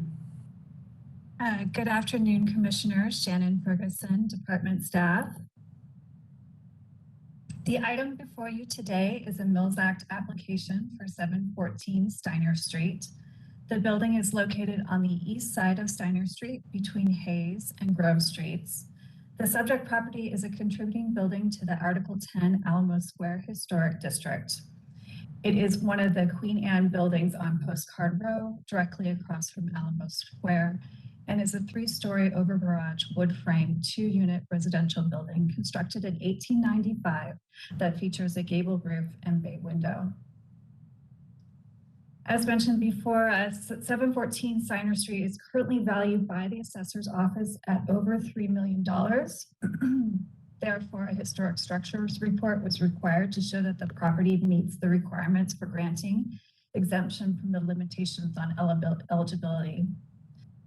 714 Steiner meets these requirements as it is an important contributor to the Alamo Square Historic District for its early construction date, its survival of the 1906 earthquake and fire, and for its architectural design, which includes that gabled roof and bay window. The building contributes to the narrative of Alamo Square, and its highly intact, significant collection of residential architecture designed by distinguished architects from the 1870s to the 1920s. Although the property is not in danger of demolition or substantial alteration, staff supports an eligibility exemption because of the applicant's commitment to preserve the building, including addressing deferred maintenance and removing the non-original garage and driveway to restore the windows and siding. The proposed rehabilitation program also includes the replacement of the front entry stair, repairing decorative trim on the windows and doors, seismic upgrade, replacing the roof, repair and painting of the siding, restoring the low wall and railing in the front yard setback, and repairing windows. The estimated cost of the proposed rehabilitation work is over $1.259 million over 10 years. The proposed maintenance plan includes to inspect and make any necessary repairs to the foundation, roof, siding, windows and doors, and stairs on an annual basis. The estimated cost of maintenance work is $5,400 annually. All proposed work is intended to meet the Secretary of the Interior standards. The subject property meets 3 of the 5 priority considerations: necessity, investment, and distinctiveness. The proposed rehabilitation will require significant associated costs to ensure the preservation of the subject property. The property owner will invest additional money towards the rehabilitation other than for routine maintenance, including structural upgrades. Finally, the proposed rehabilitation project will preserve and enhance the integrity of one of the renowned Postcard Row buildings. The assessor recorder estimated that the property owner will receive $31,578 in property tax savings in the first year as a result of the Mills Act contract.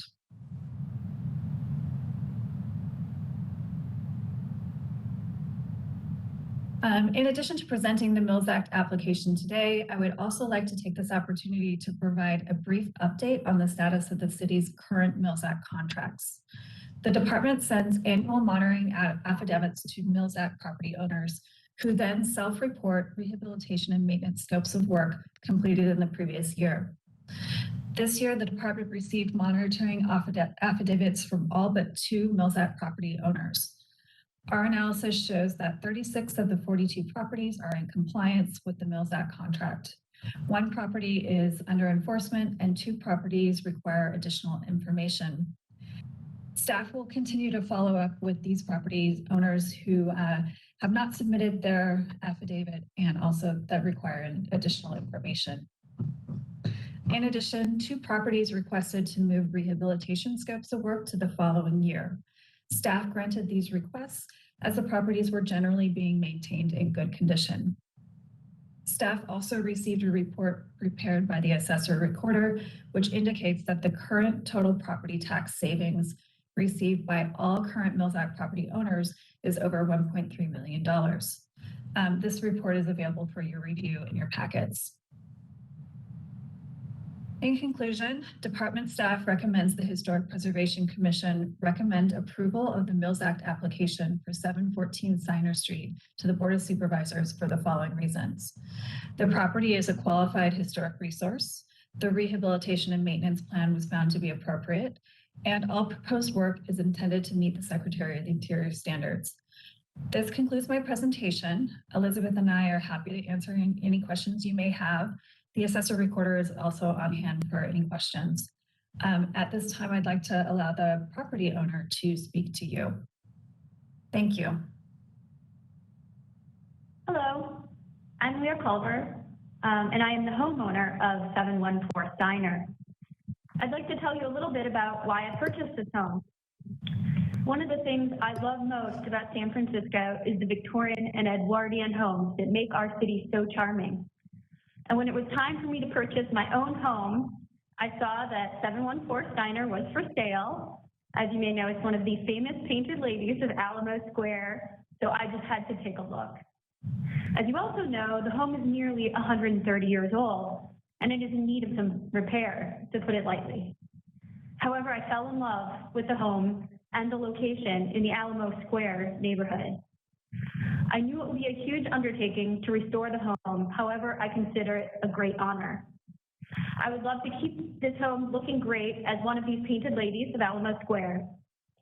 I'm seeking the Mills Act for help in covering the cost of the repairs to the home and to help maintain it, hopefully for many more years to come.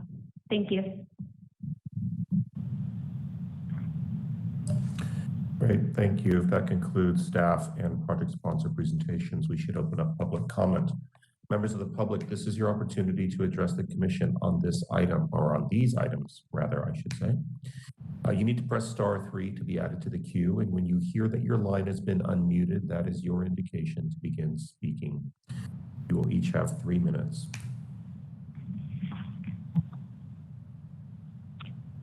Hello, my name is Jim Warshell, and I'm past president of San Francisco Victorian Alliance.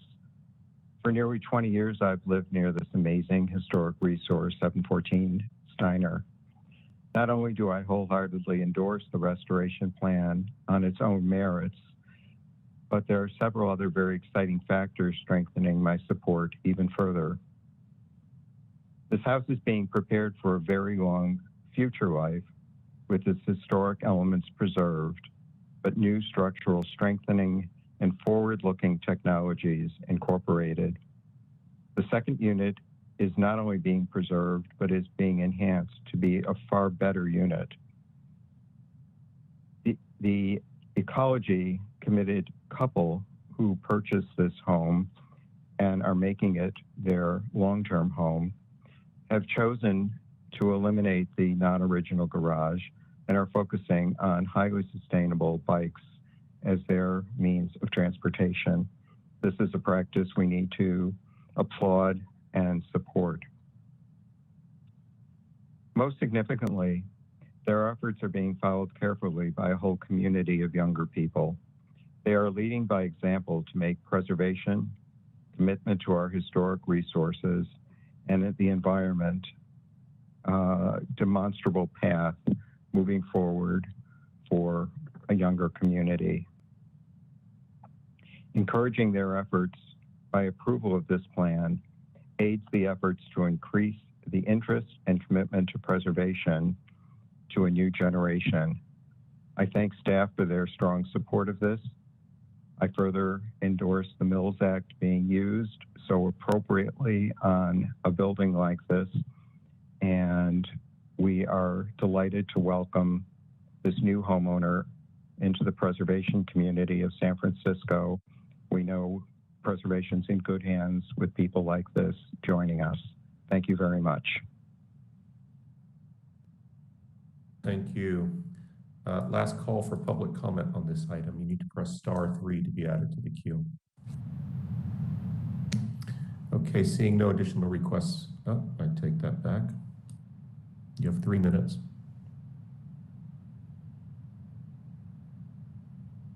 Go ahead, caller. Hi, my name is Bilal Mahmoud. I'm calling in support of 714 Steiner, this project by Leah Culver as well.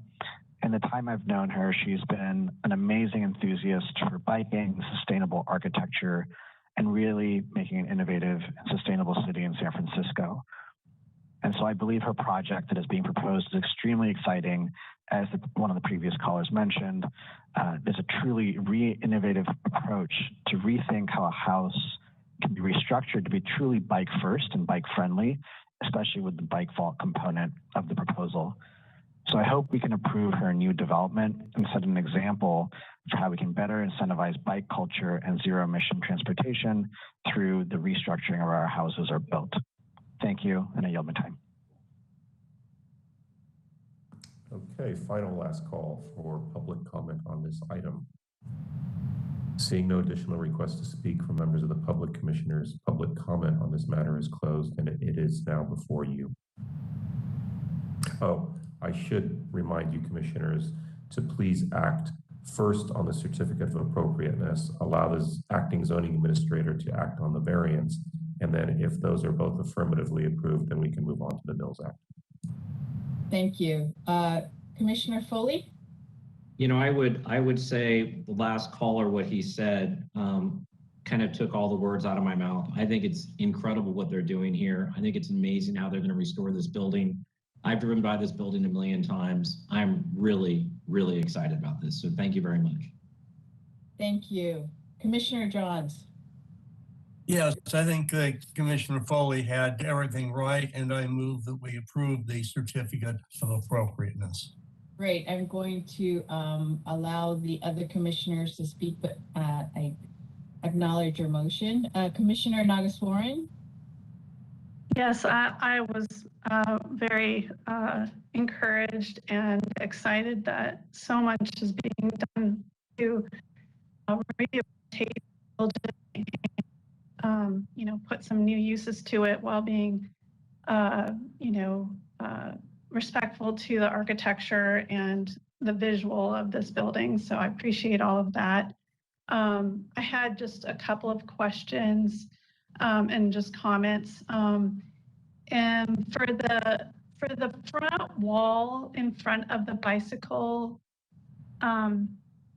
storage, I saw that the top of the wall is flat, and I wondered whether that was to go along with some other site features or if it could be rounded in some way, so it's not so contemporary in look. And also the railing is sitting exactly on top of the concrete, and I can see over time that might cause that metal to deteriorate. So I wondered whether it could just be raised up slightly and then just penetrate the wall in only a few locations.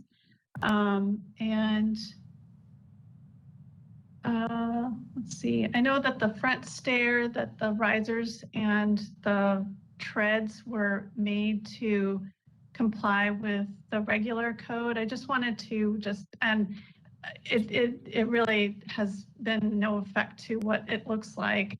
So I think it's fine, but I just wanted to remind people that the historical building code does allow for keeping the riser, and tread dimensions of historic buildings, as well as the height of railings the same. so that we can kind of keep the character of the buildings. But as I said, I think that the way that they've done it, I think is highly compatible. And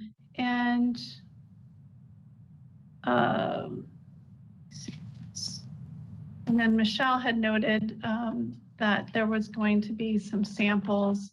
And the only other question I had about materials was the paint colors, whether they were going to use historical paint colors or other types of colors. I don't have any preference, but just curiosity. Thank you.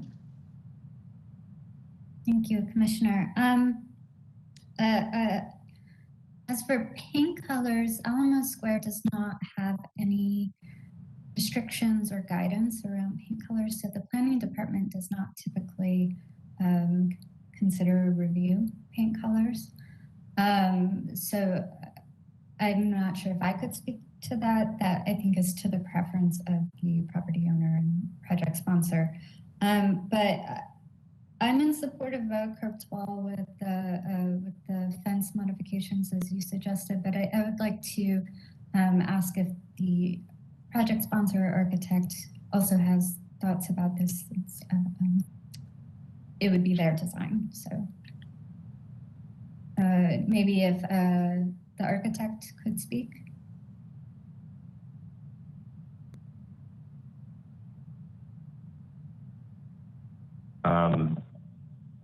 Thank you, Michelle, and thank you for the question about the site wall and the fence. Yeah, I think we absolutely can provide a shape to the top of the site wall, and your comment about elevating the railing for kind of long-term maintenance is a good one. So that's something we can absolutely adopt as part of our final detailing of that. One other question about the access panel. Is that whole thing a metal gate with the railing and then the lower solid portion? Is that also metal? No, the lower portion would be clad in the same stucco finish as the rest of the wall, and so the intention is for it to look like a portion of the wall and fence and not appear as a gate. Thank you. Commissioner So?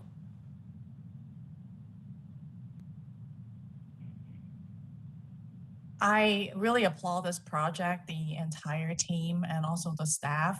This is actually going to be one of the really good examples of how we can preserve our city and also allow further new generations of vibrancy joining the community and still continue to be respectful to the character-defining feature of San Francisco residential homes.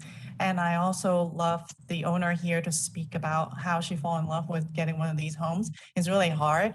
And I really wanted to appreciate everybody, including the neighborhood, coming out in full support of this project and also being able to utilize the tax incentives we have provided for the city. And a lot of people don't know how to do that. And I hope that when this project moving forward a little bit more, when you have a little bit more bandwidth, we can turn it into a case study for San Francisco. And I really love the level of care and detail you put in, and including the architect today presenting and give a really comprehensive presentation. I know you went through a lot. I saw all your pre-apt notes on your drawings with the building inspection department. It's great. Love to see that this is all sprinkler. And I need to give a shout out to you because the careful detailing and also the improvement on the facade on the back of the house that you did was amazing. So good job. I don't have any challenging questions for you. I just want to make sure that we can have more of these. It takes a village to do this, and it's great. Good job, everyone. I am saying that I think I would love to second Commissioner John's motion to this, but would like to hear the rest of my fellow commissioners speak.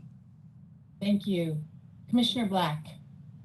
So One of the things that I think makes this postcard row so famous and so distinctive is that each one of these houses is different in terms of its exterior architectural detailing. They're not cookie cutter. They're all different, but they read as a really cohesive whole. So changes need to be considered really carefully. And I'm sensitive to the neighbor's comment of expressing some concern about the change. And when I first read the staff report, I was a little apprehensive. How are they going to do this? But I think the plans are really well done. And the reality is that none of the garage doors on these houses are original. They most likely replaced fenestration of some sort. And so the removal of the garage door and replacement with the windows and compatible cladding is architecturally probably similar to what was there before. I'm happy to see that a curb cut is being removed and a driveway and replaced with what will read like a garden. I think it's honestly been done kind of ingeniously to get the bike vault in there so that unless you're literally on top and you see the width, you'll just think it's a marvelous little garden. And I think most people will consider that to be architecturally more appealing than a driveway. It's also, it is going to be slightly different because of that from the neighboring properties, but that's a really common development pattern in the city where some houses that were built at a similar time have garage conversions and some don't. And that's okay. That's how the city reads. I also found the alterations to the back to be very cohesive, organized, and compatible architecturally. It sort of organizes a little bit of a messy rear of the structure. I'm sorry that an additional living unit isn't being added, but that's not under our consideration. So given what is under our consideration, I am strongly in support of the application. I'm also in support of the Mills application, and I'm happy to say why later. I kind of feel like this project is going to give people a little bit of a hint of what the house used to look like before the garage was added. And finally, I want to support Commissioner Nagaswaran's comment regarding the wall. I think it's spot on. That's exactly why walls like mine are rounded, is to shed water so that the metal railings can last a little bit longer. So I think that was a spot on comment. Thank you. Commissioner Wright. Yes, thank you. I'd like to applaud the team as well for what appears to be a great project that will be carefully executed. I think the devil is in the details, and they clearly thought all of that through. I would like to suggest one more condition of approval relating to mock-ups. I appreciate what Ms. Taylor suggested earlier. And I have noticed in kind of my walking around the city that often siding and trim that is replacing and trying to look historic doesn't quite hit the mark in terms of the size and the detailing and profiling. So I would suggest that there be a mock-up and sample of any kind of trim or siding that's being replaced. I guess where the windows, specifically where the windows are kind of going to be a smaller opening than the garage that's currently there. I don't know if it would be feasible or even advisable to suggest salvaging siding from the back of the house, but that might be something that's considered. I don't think that should be part of the condition of approval, but just a suggestion if you're having trouble finding matching siding and trim sizes and profiles. Great, thank you. So Jonas, I believe we have a motion and we have a second.